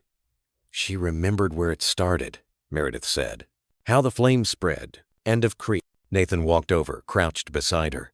"You think this is real?" Meredith looked up. "She's not imagining this. Her drawings follow spatial logic, detail orientation. That kind of memory comes from trauma, not fantasy." The girl kept drawing, even as they spoke. Her hand moved like it was chasing ghosts across paper. Nathan watched Jax's ears twitch with every scrape of charcoal. Not fear focus, like the sound took him somewhere he hadn't visited in years. "She's processing," Meredith said. This is how children rebuild a narrative when speech fails them. Trauma locks language away, but memory, it finds a way out. Jax rose suddenly and padded over to the kitchen. He returned with something in his mouth, small, tattered, stuffed toy, kept from his early training days. He laid it at the girl's feet. She paused, looked down, and then, for the first time, smiled. It was barely there, but it cracked something open in Nathan's chest. "She trusts him," Meredith said. "She knows he sees her," Nathan replied. His voice caught. That night, Nathan couldn't sleep. He stood at the window, watching fog roll over the treetops beyond the property. Somewhere in the distance, a train horn cried lonely, fading. Behind him, the girl was asleep on the couch, curled into the same armchair. Jax lay stretched out beneath her, chest rising and falling with quiet rhythm. Nathan held one of the drawings in his hand. The red truck. His thoughts circled. A pattern of foster homes, each near warehouse districts. A missing man, a silent girl who remembered too much, and one dog who hadn't barked in years. Until now. He sat down beside the armchair, not wanting to wake her, just close enough to listen to the sound of Jax's breath. His gaze settled on the girl's face, peaceful now, even with the nightmares behind her lids. "She's the key," he murmured, "and he remembers more than we think." Jax stirred slightly but didn't open his eyes. Just leaned his head closer. For the first time since this started, Nathan felt like the silence wasn't empty anymore. It was speaking. And he was finally ready to listen. The scar had always been there, just below Jax's right flank, partially hidden under his coat, thin, almost surgical in shape. Nathan had noticed it before but never questioned it. Dogs in their line of work all carried marxulent stories in their flesh. But tonight, under the amber wash of the kitchen light, as Jax shifted restlessly beside the girl's bed, Nathan's eyes lingered. The girl had just fallen asleep again, her tiny fingers still curled around a stub of charcoal. The last sketch lay beside her. A burning building, crude flames leaping up behind a fence. She'd drawn the same image 3 times now, the structure slightly different each time, but always with that same patch of wild, uncontrollable red where the windows used to be. Nathan knelt beside Jax and gently touched the fur near the scar. The dog stiffened for a beat then allowed it. His breathing stayed steady, but Nathan could feel the tension beneath the skin. "Hey, buddy," he whispered, as if afraid to wake the sleeping past. "Where'd you get this, huh?" The light above them flickered. Rain tapped the windows softly, a metronome to memories. Nathan opened his laptop, curiosity replacing fatigue. He'd saved dozens of old reports since the night they took the girl in cases that didn't feel right. Fire department logs, juvenile placement histories. He opened the incident archive from 2 years ago, the fire at the old textile mill just outside Emerson Hollow. It had burned for 9 hours straight. He remembered the case because of how abruptly it had been closed. A woman had died. Cara Bellamy, K-9 unit officer. There were whispers at the precinct back then. Something about a raid gone wrong, but no charges, no details. Just the phrase, "Structural instability compromised the entry." Official cause of death, smoke inhalation and blunt force trauma from falling debris. He ran a location search. The warehouse Cara had died in was 0.7 miles from Richard Baines's last known residence. The blood drained from Nathan's face. Jax let out a soft whine, pressing his snout into Nathan's knee. His eyes weren't just eyes anymore, they were wells of memory, dark and bottomless. Were you there?" Nathan breathed. The scar, the warehouse, the handler who didn't make it out. He opened Cara's personnel file, fingers trembling. There plain as day. Assigned K-9. Jax. Nathan leaned back in the chair, staring at the ceiling, the fluorescent light buzzing like a wasp trapped in glass. "You weren't supposed to be part of this again," he murmured. "But you never really left, did you?" Jax stood slowly, walked to the girl's bed, and curled beside her. His tail didn't wag. His breath was steady, but his ears twitched, tracking some sound that lived only in memory. Nathan reached for his phone and called Meredith. She picked up on the second ring. "Nathan, I need you to pull the detailed fire report for the Emerson Hollow textile mill. Look for anything redacted under civilian property logs." There was a pause. "Redacted? You think someone covered something?" "I think Jax was there. That night. With Kara." Nathan's voice cracked on the last word. He hadn't known Kara well, but everyone had respected her. She was careful, brave. She didn't die by accident. "I think whatever happened that night wasn't supposed to survive the flames." A long breath. "Give me an hour." "Maybe less." He hung up and walked to the window. The storm had picked up. Distant thunder cracked across the valley. But all Nathan could think of was the fire 2 years ago. How it might have been the same one the girl had drawn. And how Jax's scar was more than a wound, it was a memory etched into flesh. A map back to a night no one wanted to remember. He turned to look at them, Jax and the girl. She murmured something in her sleep, brow furrowing. Jax lifted his head, nuzzled her hand, and the tension on her face eased. It hit Nathan then this wasn't coincidence. Jax wasn't just comforting the girl because he was trained to. He remembered. He knew her pain. He had lived it. The room was too quiet, the truth too loud. Meredith called back at 3:12 a.m. "You were right," she said, voice clipped with adrenaline. "There's a section in the fire log labeled non-residential storage records unavailable due to damage, but it lists a secondary responder private security firm. Name ring a bell? Alden Protective Services." Nathan's heart dropped. That was Baines's previous employer, Meredith added. The pieces clicked together like teeth. "They had a warehouse there," Nathan said, "didn't they?" "Leased under a shell company. Paper trail ends in a P.O. box, but it's too clean. I think Kara found something during that raid, something they didn't want on record. And they buried it under concrete and ash. Except she didn't go alone," Meredith said quietly. "She had Jax." He couldn't speak. On the other end of the line, Meredith added, "Nathan, we're not just looking for missing kids anymore. We're chasing a network that knew how to disappear. And Jaxie might be the only one who remembers what they tried to erase." Nathan turned from the window, the weight of it settling on his shoulders. His eyes landed on Jax, again still, curled beside the girl, but now awake, watching him. "I think he's always remembered," Nathan said. "We just weren't ready to hear it." Jax didn't move, but his gaze held steady, unwavering, like he'd been waiting for this all along. Outside, the storm rolled on. The rain had stopped hours ago, but the air still carried that damp stillness, like something had been scrubbed clean but left to dry half-finished. Nathan parked the truck outside a fenced, rust-worn compound of corrugated steel and graffiti-tagged doors. The sign overhead used to read Ever Trust Storage, but all that remained now were 3 letters. Russ. Fitting, Nathan thought. Everything worth remembering always ended up in ruins. Jax jumped out before the engine cut, nose lifted to the wind like it remembered something the rest of them had long forgotten. His paws crunched the gravel, then slowed as they neared a line of padlocked units. He didn't bark. He didn't whine. He just walked purposeful, quiet, until his nose stopped at Unit 12B. Nathan caught up. "You sure?" Jax lowered his head, pawed the base of the door once, then sat, waiting. Nathan turned back to Meredith, who had just stepped from the car, holding the girl's sketchbook to her chest. "Can we get this open?" "I've got bolt cutters," she said. "Still warm from the last mess we pulled ourselves into." She crouched, metal biting metal, until the lock gave way with a reluctant snap.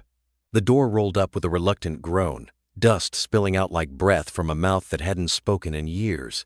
The smell hit first mildew, cardboard, and something underneath. Time. That's what it was. The smell of too much time locked away. Inside, the unit looked untouched. Stacks of plastic bins, a broken bicycle, rolls of fabric, an overturned crib. Jax moved ahead of them, nose twitching, brushing past a tarp in the corner. Then he stopped. Beneath it, they found a hidden partition and uneven plywood wall set up inside the storage unit, nailed hastily but designed to look like the back wall. If Jax hadn't noticed the scent trail, they'd have missed it. Nathan pried it open with a crowbar they kept in the back of the truck. The panel gave way with a crack, and behind it, files, boxes, black trash bags filled with documents and photographs, all stored in temperature-stained folders. And then something smaller, a plastic crate filled with Polaroids. Nathan knelt beside it, gloves already on. "Help me look," he said softly. though the silence around them already felt sacred. One by one, they began pulling the photos out. Each one featured a child. Different faces, different ages. Some smiling, some not. Some had dates scribbled on the corner. Others had names, barely legible in faded ink. "God," Meredith whispered, her voice catching. "These aren't just files. These are records, trophies." Nathan said nothing. He flipped through them faster now, heart thudding harder with each flick. And then he stopped. It was her, the girl. She couldn't have been more than 6 in the photo, sitting on a swing made of knotted rope. Her hair was longer, her face rounder, but it was her. Even Jax leaned in and stared. There was a red truck in the background, the same one from her drawings.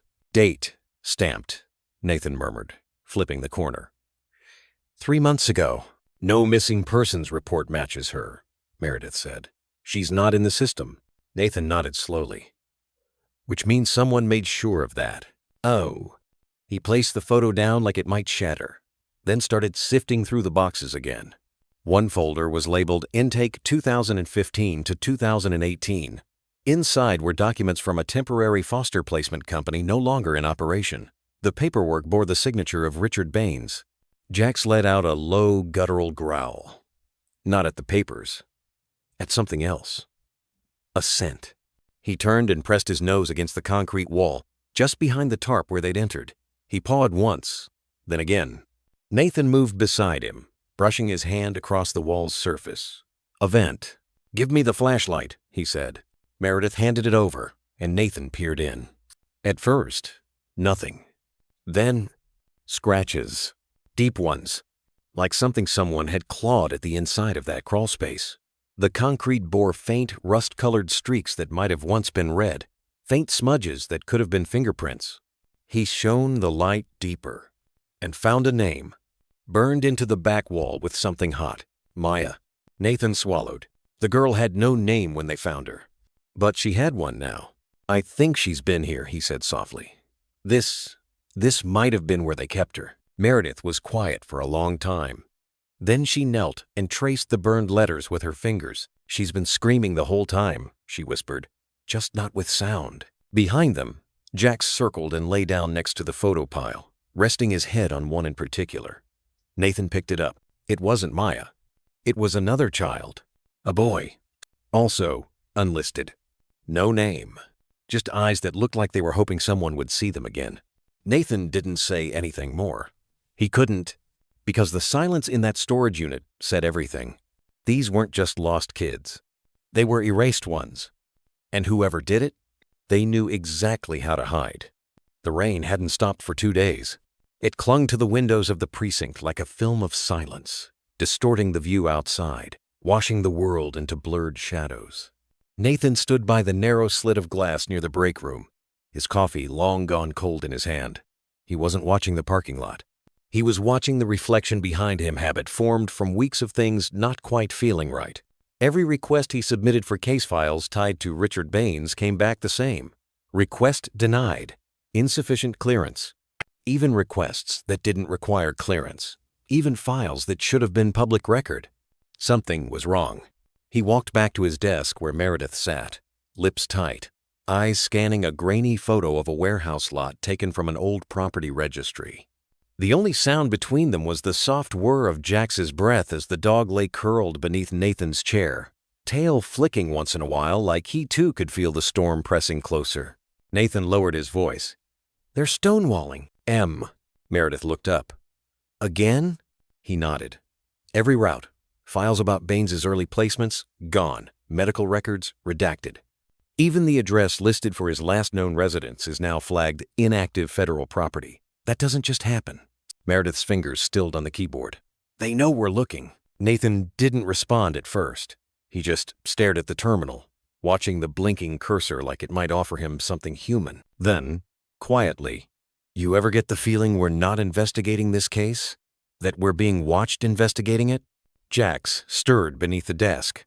He hadn't made a sound in hours.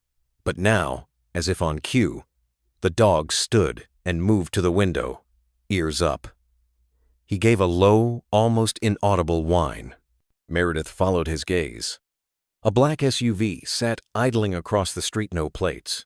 They both watched it for a long moment before the SUV slowly pulled away, its tires gliding soundlessly over the wet asphalt. Meredith exhaled.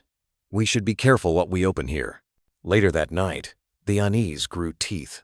Meredith was locking up her office when she found it. An envelope tucked into the crease of her windshield, weighted with a single washer. No address, no name, just the words written in tight, slanted letters. "Not all ghosts stay buried. Some drag others down with them." Inside was a photo of her, taken from behind as she exited the precinct, dated that very morning. Meredith didn't go home. Instead, she drove straight to Nathan's place, hands trembling on the wheel as the wipers swept the road out of focus. When he opened the door, barefoot, shirt wrinkled, Jack's already pushing past his legs in greeting, he saw her face and didn't ask. He just stepped aside. She placed the photo and the note on the table. His fingers brushed the edge, the tension settling in his shoulders like a weight rediscovered. "Someone inside knows what we're digging," she said, "and they want us to stop." Nathan nodded, eyes on the grain of the paper. "Which means we're close." He opened the kitchen drawer, pulled out a folder, a copy of every denied request, flagged file, redacted form. He spread them out across the dining table. Dozens, all pointing to the same pattern. A trail of children who entered the foster system, briefly crossed paths with Baines, then vanished. Jack sat beside them, eyes flicking between the two, like he understood the air had thickened. "I think this goes deeper than Baines," Nathan said. "I think someone made him disappear, maybe more than once." Meredith leaned over the files. The house placements were public record at one point. They had to be. But now it's like he was a ghost. They worked late into the night, piecing together timelines, creating analog copies, backing everything to encrypted drives. Around 2 a.m., Meredith dozed on the couch, her breathing finally slowing. Nathan remained at the table, fingers stained with highlighter ink, the weight of it all pressing into his spine. Jack sat guard at the door, unmoving. Then Nathan noticed it. The Wi-Fi indicator on his laptop flickered. Disconnected. He stood, checked his phone. No signal. And then the sound, a subtle click from the breaker box in the basement. He didn't hesitate. He grabbed his gun from the drawer. His breath caught not in fear, but in something colder recognition. He moved quietly, signaling Jax with 2 fingers. The dog didn't bark, didn't growl. He simply lowered his body, ears pressed back, eyes locked forward. As they crept down the basement steps, Nathan remembered the last time the silence had felt this loud. Afghanistan. A compound. A child in a vest wired wrong. The silence before the choice. He didn't want to feel that again. At the bottom of the stairs, he paused. No footsteps. No voices. Just the echo of a breaker flipped in a house that was supposed to be empty. Then he heard it. A rustle. A scrape. Paper against drywall. He swung the light. Nothing. But when he opened the panel there, it was. A bug. Tiny. Wired. Still warm. Not military grade. Local surveillance. Someone had been listening. He crushed it with the butt of his flashlight. When he turned around, Jax was already at the top of the stairs, tail stiff, growl low in his throat. Someone had been inside. Not to hurt them, to listen, to warn. When he returned to the living room, Meredith was awake, holding her phone. "No signal," she said. "I know," Nathan replied. "We're not just looking for the truth anymore." She met his eyes. "We're walking into something that doesn't want to be found." Embriquet. Jack stepped between them, sat, and let out a long breath like even he could feel it now. The storm had moved indoors. It started with a single post buried beneath Nathan's usual caution, stripped of any department insignia, just a man asking the public if they remembered a red truck, boxy, rusted, possibly from the late 90s. No plate number, just a photo sketch, recreated from the girl's drawing and a shaky memory Nathan had of vehicles parked behind Emberfield the night of the raid. He kept the message human, quiet, no mention of police, no threat of investigation, just a plea for help. "If you've seen this truck, or if it means something to you, please reach out. You might save a life." The message took less than a day to circulate. Someone reposted it in a rural community group. Another passed it on to a network of long-haul truckers. And somewhere along the way, It found a name. Motel Haven. Off Route 27. 10 miles out of Bay Hollow, surrounded by pine and silence. The tip came in at 3:47 a.m., sent from a burner account. Just coordinates and 5 words. He was here. Last night. Nathan read it twice. Jax, sleeping at the foot of the bed, lifted his head before Nathan even stood. No growl, no bark, just eyes wide and alert, like he already knew they were heading towards something cold. They didn't take a squad car. Nathan drove his own. No sirens, no radio chatter, just the wind against the windshield and the occasional glance in the rearview mirror. Jack sat in the passenger seat, leaning slightly forward. The scar on his shoulder half hidden beneath fur-twitched now and then, like a muscle remembering heat. The motel was older than it looked online. 3 wings, shaped like a horseshoe around a dry fountain. Fluorescent signs buzzed and blinked.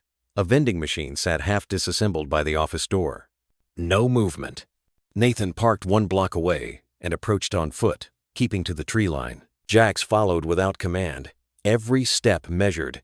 They waited just beyond the edge of the clearing. Wind rustled the pine needles above them. An engine coughed in the distance, then silence again. Nathan scanned the lot. There it was, near the far end, beneath a broken lamppost. A red truck, dented fender, missing rear view, faded stickers on the tailgate, like ghosts of past places. Jax growled low, almost inaudible, but it turned Nathan's blood to ice. Then, a sound. Metal on metal. A lock being turned. Nathan motioned forward.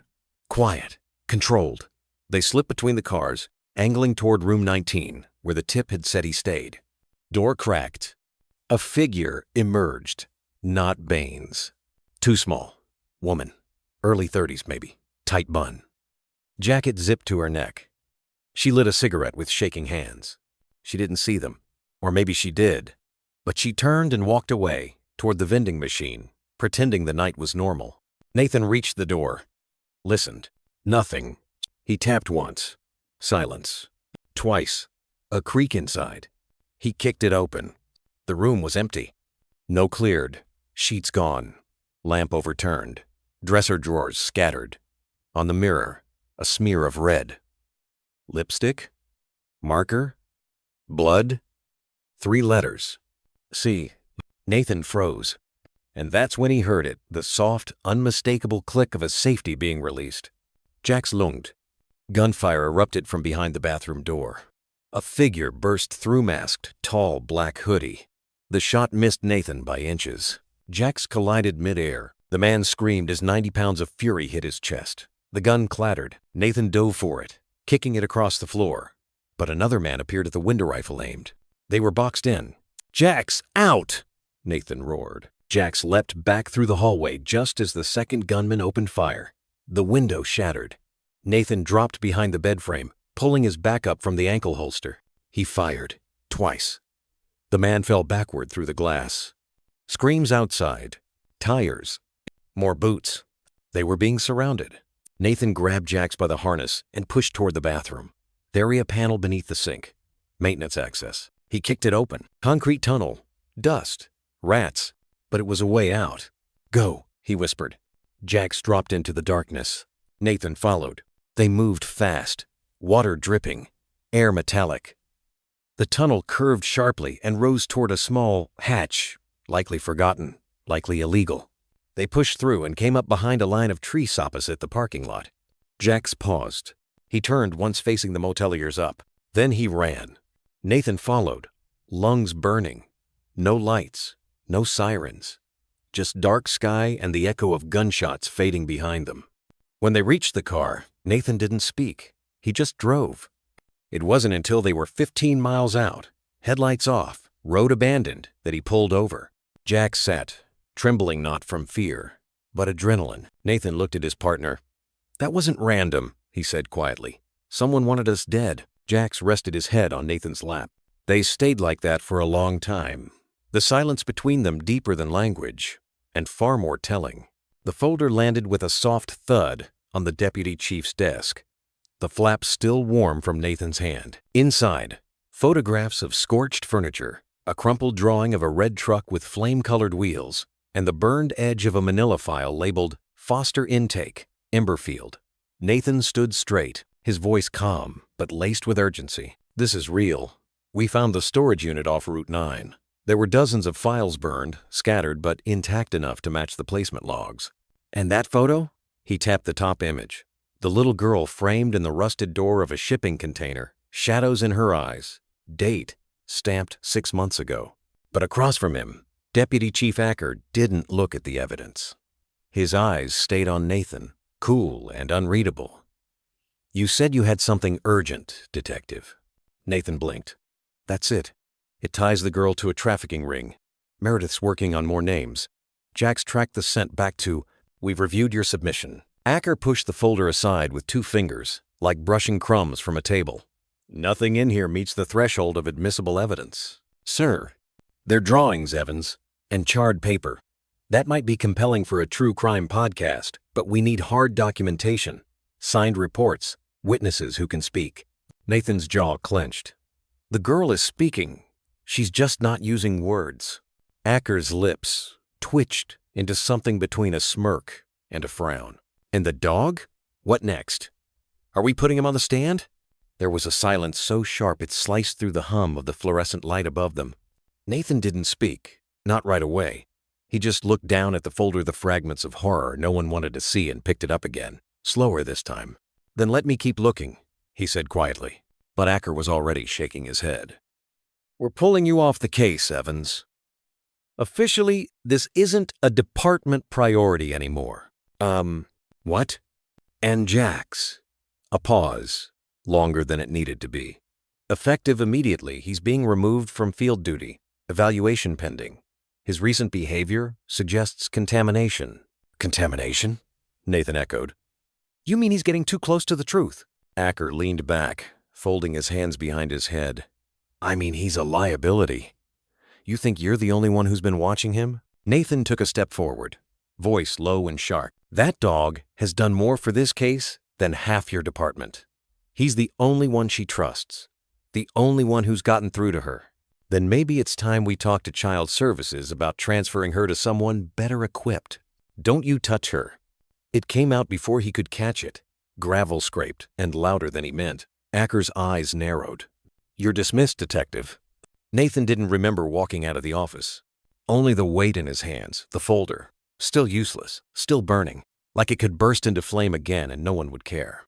Back at the safe house, the girl sat on the floor beside Jack's, her knees tucked under her, sketching quietly. Her drawings had changed in the last 2 days. Less abstract, the lines clearer. Cages now had padlocks. Trucks had license plates, partly smudged but legible. Jack's rested his head on her thigh as she worked, his breathing slow, steady, grounding. Nathan watched them from the doorway, heart already aching with what he had to say. He crouched beside them. "Hey, sweetheart," he murmured, gentle. "They need to take Jack's for a little while, just for some tests, okay?"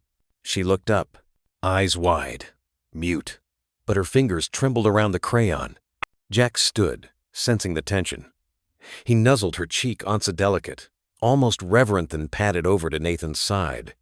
No leash, no command, just silent obedience. When the officers came, they moved like shadows, no cuffs, but authority heavy in their silence. One reached for the harness. Jack's didn't resist, but his tail dropped low, ears pulled back not out of fear, but understanding. And then the sound. So soft at first, Nathan almost missed it. A strangled inhale, then a whimper, and then clear, raw, and cutting through the silence like a siren. "No!" The girl lunged, her voice cracked from disuse, hoarse and high, but undeniable. Don't take him!" The officers froze. One of them looked at Nathan, unsure now. But Nathan wasn't looking at them. He was looking at her. She had collapsed onto Jack's, arms locked around his neck, face buried in his fur, sobbing. Not just noise, full-bodied, aching, sobs the kind that only come after too long holding everything in. Jack stood perfectly still, pressed into her, eyes half closed, waiting. Nathan's chest tightened. It was the first sound she'd made, and it was for him. He stepped forward, quiet but firm. "You hear that?" he said, voice steady despite the burn in his throat. That's your witness." The officer holding the leash didn't move. Nathan bent down, hand resting lightly on the girl's shoulder. "You made her cry," he said, "not as an accusation, but as a truth that weighed heavier than law. No file could do that. No drawing, no testimony. But you saw it, and if you take him now, you're telling her she's not safe again." Silence. Then the younger of the two officers loosened the leash. "Clock's ticking, Evans," he said gruffly. "Make it count." They left without another word. Jack stayed. The girl clung to him like he was the last lifeboat on a sinking world. And for that momentha was, Nathan crouched beside them again. Let the silence return, not his absence, but his balm. He didn't need to say thank you. She already knew. And in the quiet that followed, where tears stained fur and the weight of disbelief hung in the air, Nathan made a promise without words. They tried to erase the truth, but this was the part they couldn't ignore. The knock on Nathan's door wasn't polite. Two plainclothes officers stood in the drizzle, caps low, faces unreadable. He already knew. The suspension paper dampened in his hand as he signed. Suspended pending investigation for insubordination and procedural violations. M. Not for protecting a child, not for following a trail others ignored, not for believing a dog when silence screamed louder than words. He placed his badge on the table. The metal clicked, like a sentence being passed. They didn't mention Jax. He was already gone. It had happened that morning. Jax didn't resist the leash. He just stood in the rain, ears back, eyes locked on Nathan. No growl, no bark, just silent confusion. Silent loyalty. Meredith held Nathan back. "You'll lose more than your badge. She'll lose you too." So he stood there watching his partner vanish into a van that smelled like nothing familiar. Inside, the little girl watched through the window, her face pressed to the glass. She didn't blink. Later, the rain stopped, but the air didn't feel lighter. The house felt empty in a way Nathan couldn't explain. In the den, her sketchbook lay open, a drawing of Jax in a cage, surrounded by fire, charcoal streaks where innocence used to live. She didn't speak all day. She didn't eat. Meredith tried. A grilled cheese sandwich, a soft voice, a gentle hand brushing her hair. But the girl flinched and turned away. That night, the silence broke not with words, but with crying. A cry like glass cracking under pressure. Small, then flooding. Meredith stood at the door, eyes wet. "It's the first sound she's made," she whispered. The next morning was worse. The girl wouldn't leave bed, wouldn't move, wouldn't eat. Nathan sat on the porch, coffee cold, watching the gate creak in the wind, hoping for something that meant the world still had balance. Meredith didn't wait. That afternoon, she drove to the holding facility. "They won't let you in," Nathan warned. She didn't care. At the facility, the guard hesitated. "You're not on the list," he said, then added, "He's not eating." The fluorescent lights buzzed above cold rows of kennels, and there was Jack's head on paws, eyes half closed. Not neglected, just waiting. "Jax," she whispered. He looked up. His tail gave a single slow thump. No bark, no movement. Just recognition. "She misses you," Meredith said, hand against the bars. "So much it hurts." His eyes stayed on her the entire time. When she got home, the house was even quieter. A blank page lay outside the girl's door. On it, a new drawing, an open cage. No fire, just light.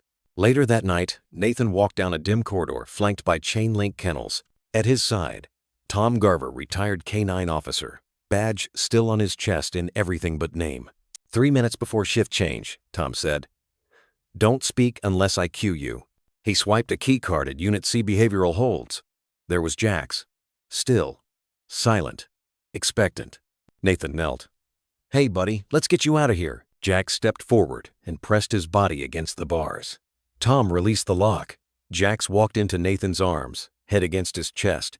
No words, no orders. Just that quiet, steady knowing. They left through the back. No alarms, no questions. Nathan helped Jax into Tom's truck, climbed in, and exhaled. "She hasn't eaten," Nathan said. "Meredith says she cries herself to sleep on the floor by the front door." Tom nodded. "Some dogs never stop waiting." At 2 a.m., they pulled into Nathan's street. Meredith's porch light glowed faintly, a beacon that hadn't given up. Nathan stepped out. Jax paused at the walkway, nose to the air. The front door opened. Meredith stood barefoot in a sweater, arms crossed. "You're out of your mind," she whispered. "I know. You could go to jail." "I know. You're going to get us all pulled under." He didn't respond. Behind her, the girl appeared barefoot, hollow-eyed, sleeve dangling past her hand. She saw Jax and ran. Full speed, without hesitation, without fear. Jax moved two bounding forward. She wrapped her arms around his neck and buried her face in his fur. No sound. No flinch. Just release. And then a whimper. Quiet. Raw. Like a soul breathing for the first time. Meredith covered her mouth. Nathan knelt but didn't speak. Jax didn't move. Just let her hold on. It was the first time she'd touched someone without shrinking. The first time she reneged, not away. She refused to sleep without him. Curled on the rug beside Jax, hand tangled in his fur. Fell asleep in minutes. Nathan sat nearby, back to the wall. Meredith brought coffee. They didn't speak for a while. "She knew," he said at last. "Before I did. Before anyone." Meredith nodded. "He's not just her anchor. He's her compass." Upstairs, the floor creaked. Then a voice fragile, breathy. "Don't let him take me back." Meredith's hand froze. Nathan was already climbing the stairs. The girl sat up, one hand gripping Jax's fur like a lifeline. "Don't let him take me," she repeated louder. "I won't," Nathan said. "You're safe now." Jax leaned in, gently pressing his muzzle to her cheek. The girl didn't cry. She didn't scream. She just breathed. "Do you know who he is?" Nathan asked softly. She nodded. "His name is Baines," she whispered like it hurt to say. "He said if I told, he'd take Jax away." Nathan's stomach turned. Meredith stepped into the room with a recorder. The girl glanced at her, then down at the device. "I didn't know how to say it before," she said. "I do now. They stayed with her until morning light traced gold across the windows. Until she slept again, curled next to the dog, who never left. Meredith turned off the recorder and held it like something sacred. Her voice, she whispered, "It's enough now. More than enough." Nathan nodded, staring down at Jax, who lay quietly guarding the room's edge. "He stayed," Nathan murmured. "Because she wasn't ready." "Not until now," Meredith whispered. "Some dogs know when silence isn't empty." And finally, the house felt like a place where healing could begin. Outside, the sun had started to rise, and inside, the silence no longer felt like a wound. It felt like a promise. It was nearly dusk when Nathan killed the headlights and let the cruiser roll silently down the dirt road. Gravel crunched under the tires, then quiet. The woods closed in on both sides. To the left, a rusted mailbox leaned in the tall grass. No numbers, just a hand-painted B. M pen. Beside him, Jax the aging German shepherd stiffened, nose twitching, ears alert. "They're here," Nathan murmured. Two unmarked SUVs followed. Officer Greta Morse exited first, shotgun down. Deputy Coltrane adjusted his vest and nodded toward the woods. Nathan gave a silent hand signal. "Hold formation. No noise." "Not yet." They followed a narrow trail through brambles and mossy rocks to a fog-choked clearing. There it was, an old, sagging cabin. Tin roof, gray wood, air thick with mold and something metallic. Jax let out a low growl. Nathan touched his ear. "Easy, partner." They circled to the rear. Beneath a tarp and a makeshift carport sat the red truck mud smeared, scratched. "That's the one," Coltrane whispered. "Plate matches." Nathan's pulse steadied. They were close. Bullet holes riddled the cabin wall. Deep scratches not from weather. Jax sniffed near a low window and gave a soft whine. Greta's voice crackled in Nathan's earpiece. 2 heat signatures. Small. Basement level. Children. Nathan held up a fist no breach. "Observe and document. Quiet. We call it in. No scare." Around back, he found the cellar doors. Chained shut. Fresh drag marks in the mud. Something heavy had been moved recently. Then from a vent, "Help." Nathan and Jax heard it. A voice faint, but real. "Cut it," he told Greta. No warrant, she warned. She spoke. That's enough. With a sharp snap, the bolt gave. The doors creaked open and the smell hit them. Urine, mildew, terror. Down in the basement, his flashlight swept across chains. A soiled mattress, a bucket. Crayon drawings lined the wall trees, homes, and faceless shadows. In the corner, 2 kids. A boy, maybe 6. A girl, even younger. Pale, still, afraid. You're safe now, Nathan said softly. Jax approached and lay beside them, calm, tail-tapping. The boy stared at him. He's not like the other one, he whispered. Nathan blinked. Other what? The one with the mask. Greta called in emergency units. Nathan examined a drawing-grid truck. A girl, a figure in black, dated 2 weeks ago. They've rotated this place, he said. This isn't the only cabin. Coltrane cursed under his breath. So there are more. Nathan looked at the kids clinging to Jax like a lifeline. This wasn't a rescue. It was a message. And someone was watching. An owl hooted in the distance. It felt like a warning. Night fell fast. The cabin was cleared. 3 rooms. No power. Cages in the back. No doubt what had happened here. Then, headlights appeared at the bend. A battered red pickup crept into view. Nathan radioed, "Hold. Let the dog lead." The truck rolled to a stop. Door opened. Boots hit gravel. "Baines," Nathan stepped out. "Hands where I can see them." The man paused. Cargo jacket, greasy cap, limping. Then he moved. A pistol flashed, but Jax was faster. He leapt, colliding hard. Baines hit the ground. The gun flew. Nathan shouted, "Hold! Jax, hold!" Jax stood over him, teeth bared, unmoving. Nathan leveled his Glock. "Don't move." Baines, face pressed to gravel, sneered, "You brought that mutt." Officers swarmed. Nathan kicked away a hidden blade. "She wasn't supposed to get out," Baines muttered. Nathan's chest tightened. Who else? She was just one of dozens. Some age out, others vanish. No one asks. "You locked them in cages," Nathan said coldly. "Burned their names." Baines coughed. "You're too late. It's bigger than you." Nathan didn't respond. Just pressed a hand to Jax's shoulder. "She's not alone anymore," he said. "None of them are." Baines smirked. "They won't believe a kid." Nathan's eyes stayed locked on him. "They'll believe her voice. And you'll hear it in court. Over and over." Fear flickered across Baines's face. Then, softly, he looked at Jax. "You remember, don't you? I was there when they broke you." Jax didn't growl. He didn't need to. Nathan stepped closer. "And now you answer to him." After Baines was cuffed and taken, the woods fell into uneasy quiet. But Jax remained tense, pacing, watching a corner of the room like it breathed. Nathan noticed. Why hasn't he moved from there? Jax stood beside a rotting rug. Nathan knelt, hand on the dog's back. He heard it too faint breath, not wood creaking. He yanked the rug back, a hatch, nailed shut, reeking. "Crowbar," he shouted. They pried it open. A crawlspace lay beneath. Nathan ducked and descended. His flashlight flickered through shadows and landed on 2 boys, dirty, emaciated, silent.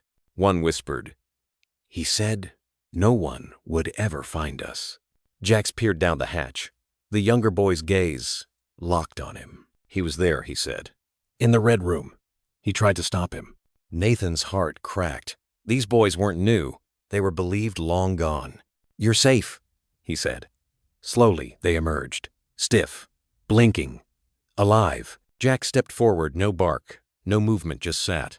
The older boy reached out, touched his fur. Then the little brother followed. No words were needed. Nathan radioed in. 2 more, alive. We need help now." The cabin burst into movement. Officers, medics, thermal blankets. Sunlight breached the trees. But Jax stood at the door, unmoving. Nathan joined him. "You knew," he said quietly, "even when no one else listened." And Jax turned his head, eyes calm, steady. And Nathan understood, because sometimes the silence of a dog says everything. And today, that silence had saved 4 lives. The courtroom felt colder than it should have, not because of the air, but the silence like frost settling into the bones of the room.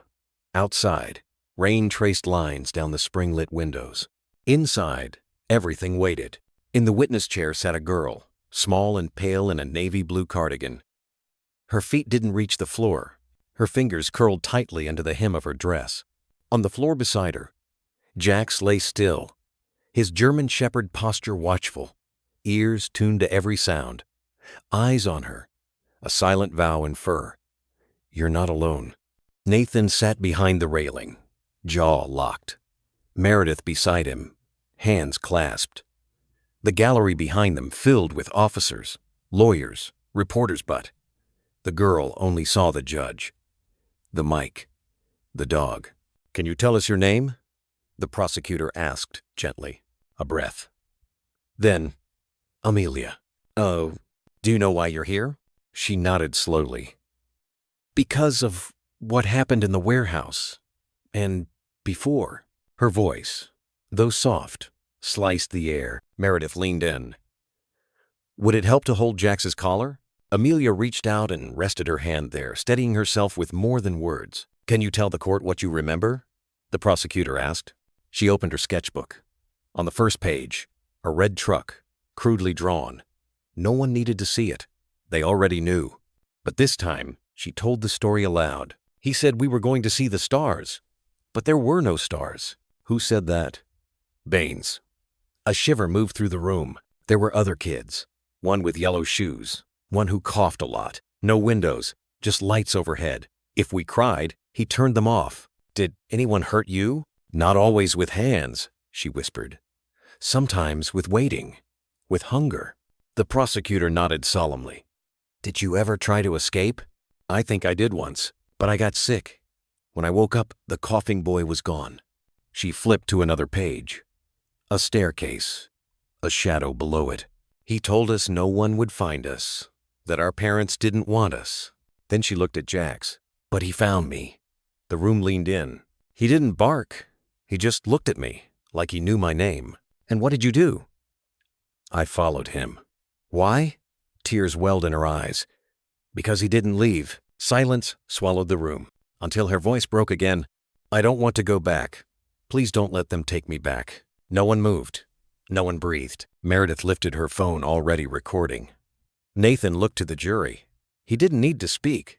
Amelia's voice had done more than evidence ever could. And Jax, still and quiet, rested his head against her foot like a sentry who'd seen too much but never wavered. In the interview room, Baines sat hunched, wrists cuffed, eyes sunken. The sandwich in front of him sat untouched. Nathan stared across the table, bruised knuckles folded calmly. On the other side of the glass, Meredith stood beside Captain Darrow, arms crossed. Her nails dug into a folder of behavior, reports, sketches, and the audio of a child whispering, "Don't let him take me back." Jax waited outside the room, still alert, still listening. The recording light blinked red. "I didn't mean for it to go that far," Baines said. His voice cracked like old wood. "The fire wasn't planned. I thought the boys were out." Nathan didn't speak. "I didn't touch them like that," Baines added quickly.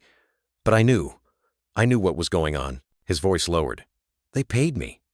Told me it was relocation work troubled kids. Lost ones. No one would miss them." He swallowed. "But then that warehouse, the girl, her drawings, that damn dog." He knew. Nathan finally spoke. Quiet. Controlled. "You let them starve. Sit in darkness. You let them believe they were forgotten." Baines leaned forward, shaking. "They threatened my sister." I panicked. I didn't know what else to do." Nathan stood, his chair scraping back slowly. "You could have chosen any except fire." Baines looked up, defeated. "I didn't want them to remember." Darrow stepped into the room.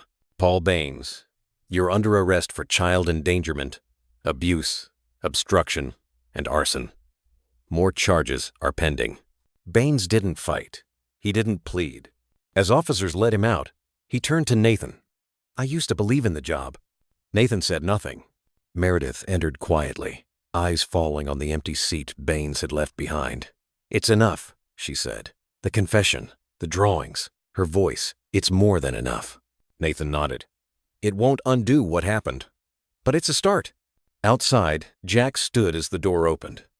He brushed against Nathan's leg and then turned his gaze toward Meredith. She knelt, hand resting on his neck. "You knew," she whispered. "You always knew." That evening, the police department held a press briefing not to celebrate, but to confront the truth.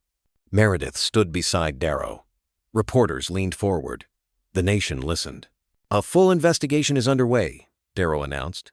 "We are cooperating with federal agencies to uncover everyone involved. This won't be buried."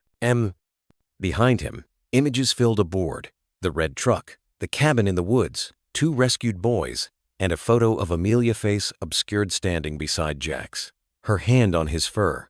His sketchpad clutched like a shield. Meredith stepped to the mic. She held up one of Amelia's drawings. The burning door, the red truck, the black dog standing in the flames. "This wasn't just art," she said. "It was a cry for help, one no one heard until now." Flashbulbs fired. But the room stayed quiet. Nathan stood at the back, Jax at his side, calm, still, watching. Truth hadn't come with force. It came in a whisper, in a girl's trembling voice, in a dog's refusal to walk away. And in that stillness, something began to grow. Not peace, but justice. At first, it was just a local story, a quiet anchor reading the facts. A single photo, Jack standing at the edge of rubble, eyes locked on a collapsed hatch. Then came the headlines. Hero K9 uncovers hidden chamber in child abuse case. The dog that Saturday still saved lives. Jax, the silent guardian of Oak Hollow. By sunset, his image was everywhere. News outlets covered his role in exposing the abuse. Videos showed him walking beside Amelia, past court steps and flashing cameras. She wore a yellow ribbon in her hair. A reporter asked, "Why does Jax matter so much to you?" Amelia, soft but firm. "He listened when no one else did." By noon the next day, the mayor issued a statement. "We are horrified. We will enact reforms." But the town wanted more than promises. They wanted truth. Tip lines rang off the hook. Advocacy groups arrived. Families demanded answers. How did Baines stay employed? How did no one see the signs? Inside one of those questions was something deeper. How many times had a child cried into the dark and no one came? But this time, someone had. A dog who didn't leave. A man who refused to stay silent. A girl who found her voice in a courtroom full of fear. And a town finally forced to listen. A retired detective posted online, "I wrote a report in 2017 about suspicious fires near a juvenile camp. It disappeared. Now I know why." The dam had broken, and at the center of it all was a dog who didn't speak, who simply sat and waited and refused to let them walk away. At the courthouse, someone had placed a laminated photo of Jax by the entrance. Under it, handwritten words. Because of him, they were found. No one removed it. In fact, by day 3, flowers appeared beside the photo. A small stuffed dog. A child's crayon drawing of Jax with a gold cape.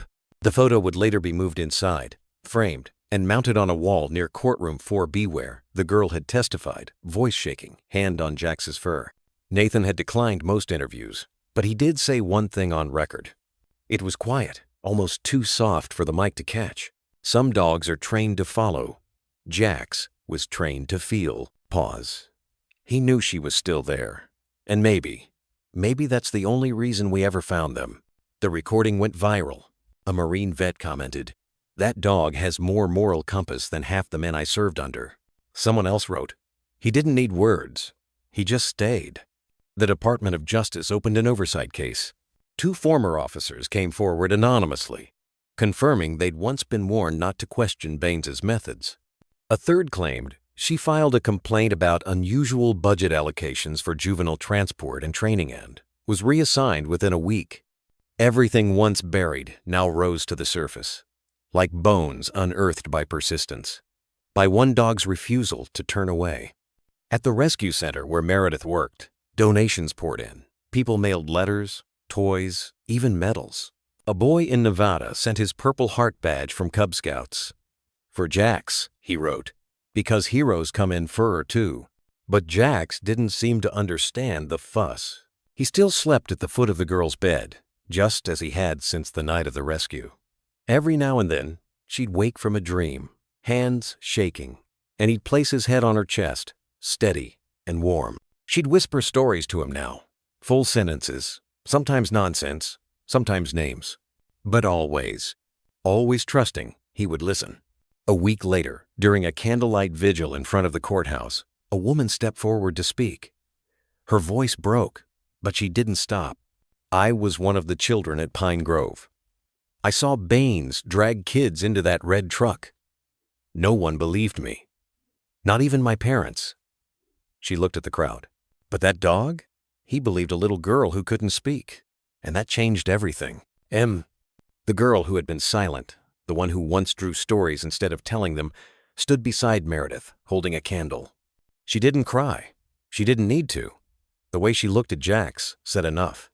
By spring, the town had erected a statue, not a grand one, just a bronze silhouette, seated, ears forward, gaze lifted. Beneath it, a plaque read. He waited. He watched. He never walked away. In honor of K9 Jax, who saw what others didn't. They asked Nathan once if he thought Jax understood what he had done. Nathan looked down at his old partner, already silvering around the muzzle. I think, he said, Jax never thought of it as doing anything. He just knew what mattered. And maybe that was what saved them all. Not training, not orders, just the quiet knowing. The refusal to ignore a cry no matter how silent. Just a dog, and a girl, and a moment that rewrote everything. The front steps of the yellow house creaked under Meredith's boots as she returned from the mailbox, a folder tucked beneath her arm papers stamped with a single word that felt like sunlight breaking through clouds. Adoption finalized. Inside, Lily sat cross-legged on the living room floor. A thin blanket wrapped around her small shoulders, despite the warmth of the afternoon. Sunlight filtered through gauzy curtains, turning the dust in the air into slow-falling stars. She held a paintbrush, its tip dipped in soft gray, and dragged it carefully across the paper. Her brow furrowed, lips pressed in thought. The shape forming was unmistakable. Jax, in profile. Strong lines, gentle eyes. The real Jax lay nearby, head on his front paws, one ear slightly cocked toward her. He didn't move much these days. When she painted, he had learned her rhythm, understood this was her new language. Meredith stood in the doorway for a moment, just watching. It had been 3 months since the trial ended, since the truth spilled out like a bitter tide from behind steel doors and sealed reports. 3 months since Lily spoke in court, her voice a whisper of everything no child should have to say aloud. And 3 months since she started to paint every day, without fail. Jax. Not monsters. Not fire. Not the men with dead eyes. Only Jax. Nathan visited often. Some days he brought groceries or books or just sat on the porch in silence with Meredith as Lily painted nearby. He always brought Jax. It had been Meredith's idea to make it a routine, consistent, gentle, safe. Today, like most, Nathan's truck rolled up right on schedule, tires crunching softly against the gravel driveway. Jax lifted his head first, then rose slowly to his feet. "Hey, buddy," Nathan called as he opened the gate, crouching down to let Jax greet him with a nudge of the muzzle. "You're on guard duty today?" Jax's tail gave one calm wag. Meredith stepped outside. "She's inside. Painting." Nathan gave a small smile. "Let me guess. Jax, again." The corner of Nathan's mouth tugged up. Can't blame her. Inside, Lily didn't turn when the door opened, but her brush slowed. She tilted her head, slightly listening. The soft rhythm of paws, the creak of Nathan's boots on wood, the clink of Meredith placing mugs on the table. It was all familiar now, comforting. She finished the last stroke and looked up. Her eyes found Jax first. He approached quietly, sitting beside her without needing a cue. She reached out and touched his ear gently, fingers pausing there, like she was grounding herself. "I made this one better," she said softly, eyes still on the paper. Meredith froze, halfway into her chair. Nathan blinked. It was the first full sentence Lily had spoken since the trial. Jax didn't move, just looked at her, unblinking. "I think," Lily said, voice barely audible, "he looks peaceful now." Her words were unsure, but her face wasn't. There was no fear in her eyes, just focus, and something else pried, Maybe. Meredith knelt slowly beside her. He does look peaceful. Just like he is right now. Lily nodded, looking up at Meredith, those dark eyes no longer glassy with fear, but shining with something fragile and warm. Nathan stepped forward. May I? She handed him the paper without a word, then leaned back into Jax's side, her cheek resting on his fur. He stayed perfectly still. The painting was beautiful. Stylized, yes, but full of intention. Lily had caught something real, the slight tilt of Jax's head, the depth of his eyes. It wasn't just what he looked like. It was who he was. I want to give it to him, she said. Meredith smiled. I think he'll be honored. They laughed. All three of them. It came out small at first, then grew. It was the first time Lily had laughed in front of Nathan. Outside, a breeze passed through the trees, brushing the curtains gently inward like a hand reaching in to bless the room. The past still lingered in the air. Of course, grief never truly left. But today, it shared space with something else, a sense of becoming. Later that evening, Nathan took Jax for a walk while Meredith and Lily cooked dinner together, if you could call slicing apples and spreading peanut butter cooking. Lily insisted it was a real meal. Meredith didn't argue. At the table, Lily set a small paper napkin on the floor for Jax, placing an apple slice on it ceremoniously. It's your dessert, she said softly. Jax looked at her, then to Meredith. She nodded. He accepted the offering with one careful bite. When Nathan returned, he watched the scene from the doorway for a moment. He didn't speak, didn't need to. It was enough to see Lily giggling as Jax gently licked peanut butter off her fingers. Her voice was still sparse, but her laughter? It had come home. The sun filtered gently through the canopy of the cemetery's oak trees, casting a dappled pattern across the gravel path and the rows of quiet, weathered stones. It was late autumn, and the leaves fell without sound-burnt orange, crimson, and gold-like memory shedding itself, one breath at a time. They gathered at the far corner, where the grass still hadn't quite grown back from the last rain. A modest headstone sat nestled into the earth, clean and unadorned. Just a name, a rank, and a date. Capt. Ellie Morrow, K9 Unit. No quote, no flourish. Just the kind of silent dignity Eli would have wanted. Jax stood there first. No leash, no command, no hesitation. He had walked ahead of Nathan, past the folding chairs, past the handful of officers in dress blues, and stopped at the foot of the grave like he recognized the ground itself. His tail didn't wag, his ears didn't perk. He simply stared, motionless eyes fixed on the nameplate, like he was remembering not just a man, but a rhythm. The footsteps, the hand signals, the way Eli used to whisper commands instead of bark them. Like the kind of remembering that came from the marrow, not the mind. Nathan approached slowly, the folded flag tucked under one arm, the other hand lightly brushing the notes he wouldn't need. A hush settled, as if the trees themselves were holding their breath. He looked at Jax first. Mind if I borrow a moment? He said quietly. Jax didn't move, but that wasn't refusal. That was reverence. Nathan turned to the people. Meredith, Lily sitting in her lap with a sketchbook in hand, Captain Ruiz standing stiffly at the back, two boys from the compound, now in clean clothes, holding hands. Reporters were absent, cameras turned away. This wasn't a press moment. It was a promise kept. Nathan exhaled. I was never supposed to be the one giving this speech, he began, his voice carrying low but clear. If you knew Eli, you'd understand why. He hated fanfare.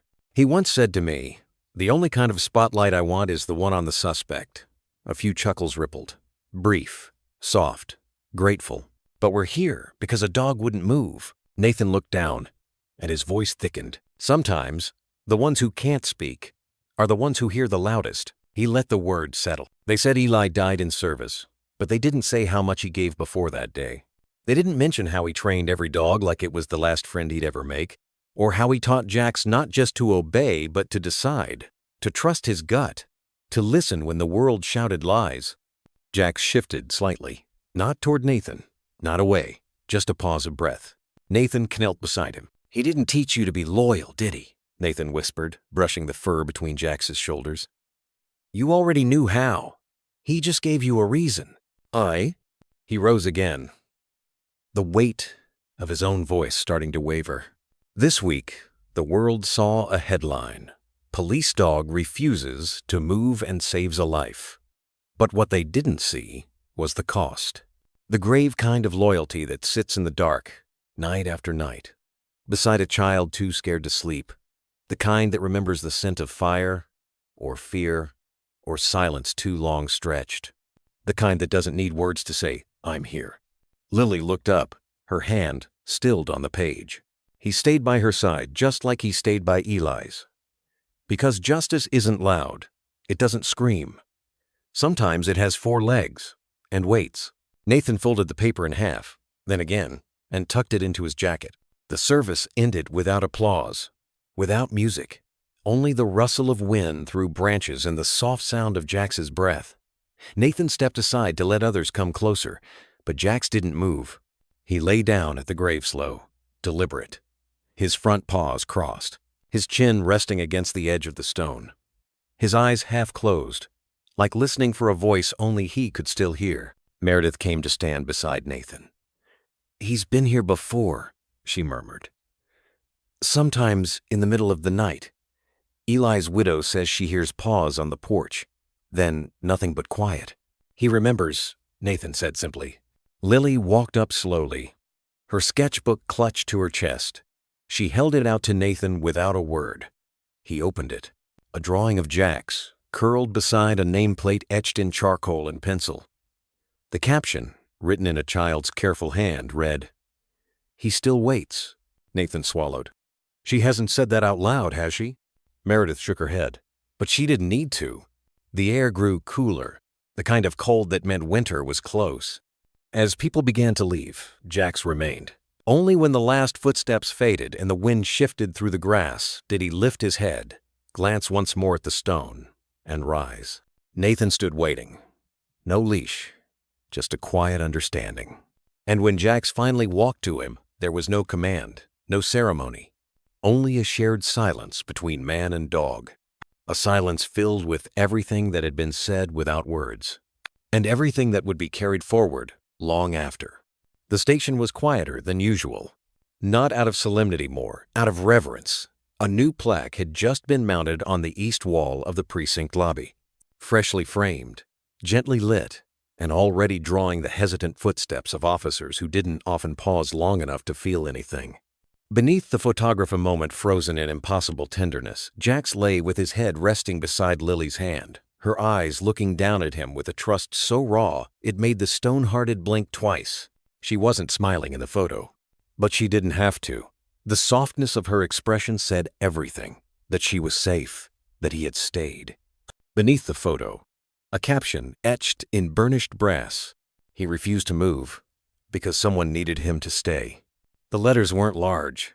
They didn't need to be. Captain Ruiz stood a few steps back, hands clasped behind him, watching as recruits passed by, and stopped to read. Some lingered. One reached out and gently touched the edge of the frame. In a nearby hallway, Nathan adjusted his tie in the mirror, the fabric still stiff from dry cleaning.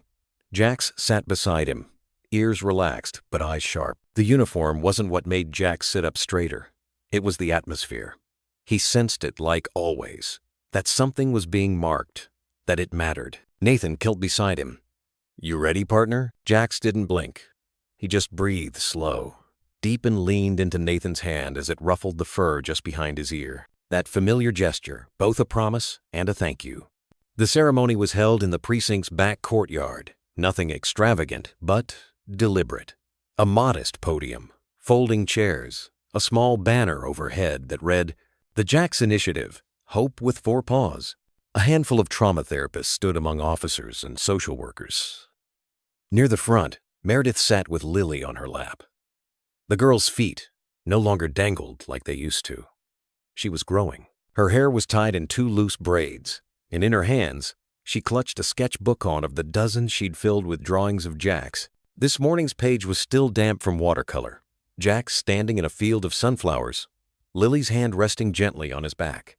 Nathan stepped up to the podium, his voice steady but not stiff. "When I first partnered with Jax, I thought I was training him to serve," he began, his eyes briefly landing on Lily. "I didn't realize he'd end up teaching me what it means to stay." A murmur of agreement passed through the small crowd. He didn't bark when we needed silence. He didn't charge when what was required was stillness. But when everything around us collapsed, when fear silenced a child's voice, when a badge became something hard to believe in, Jax didn't flinch. He paused, letting the weight settle. And because of that, lives were changed. Behind him, a soft breeze caught the edges of the banner. Someone in the back reached up to steady it, but it fluttered free for a moment, like a salute. Nathan continued. The Jax Initiative isn't just a program. It's a promise that no survivor will be left to face the echoes of trauma alone.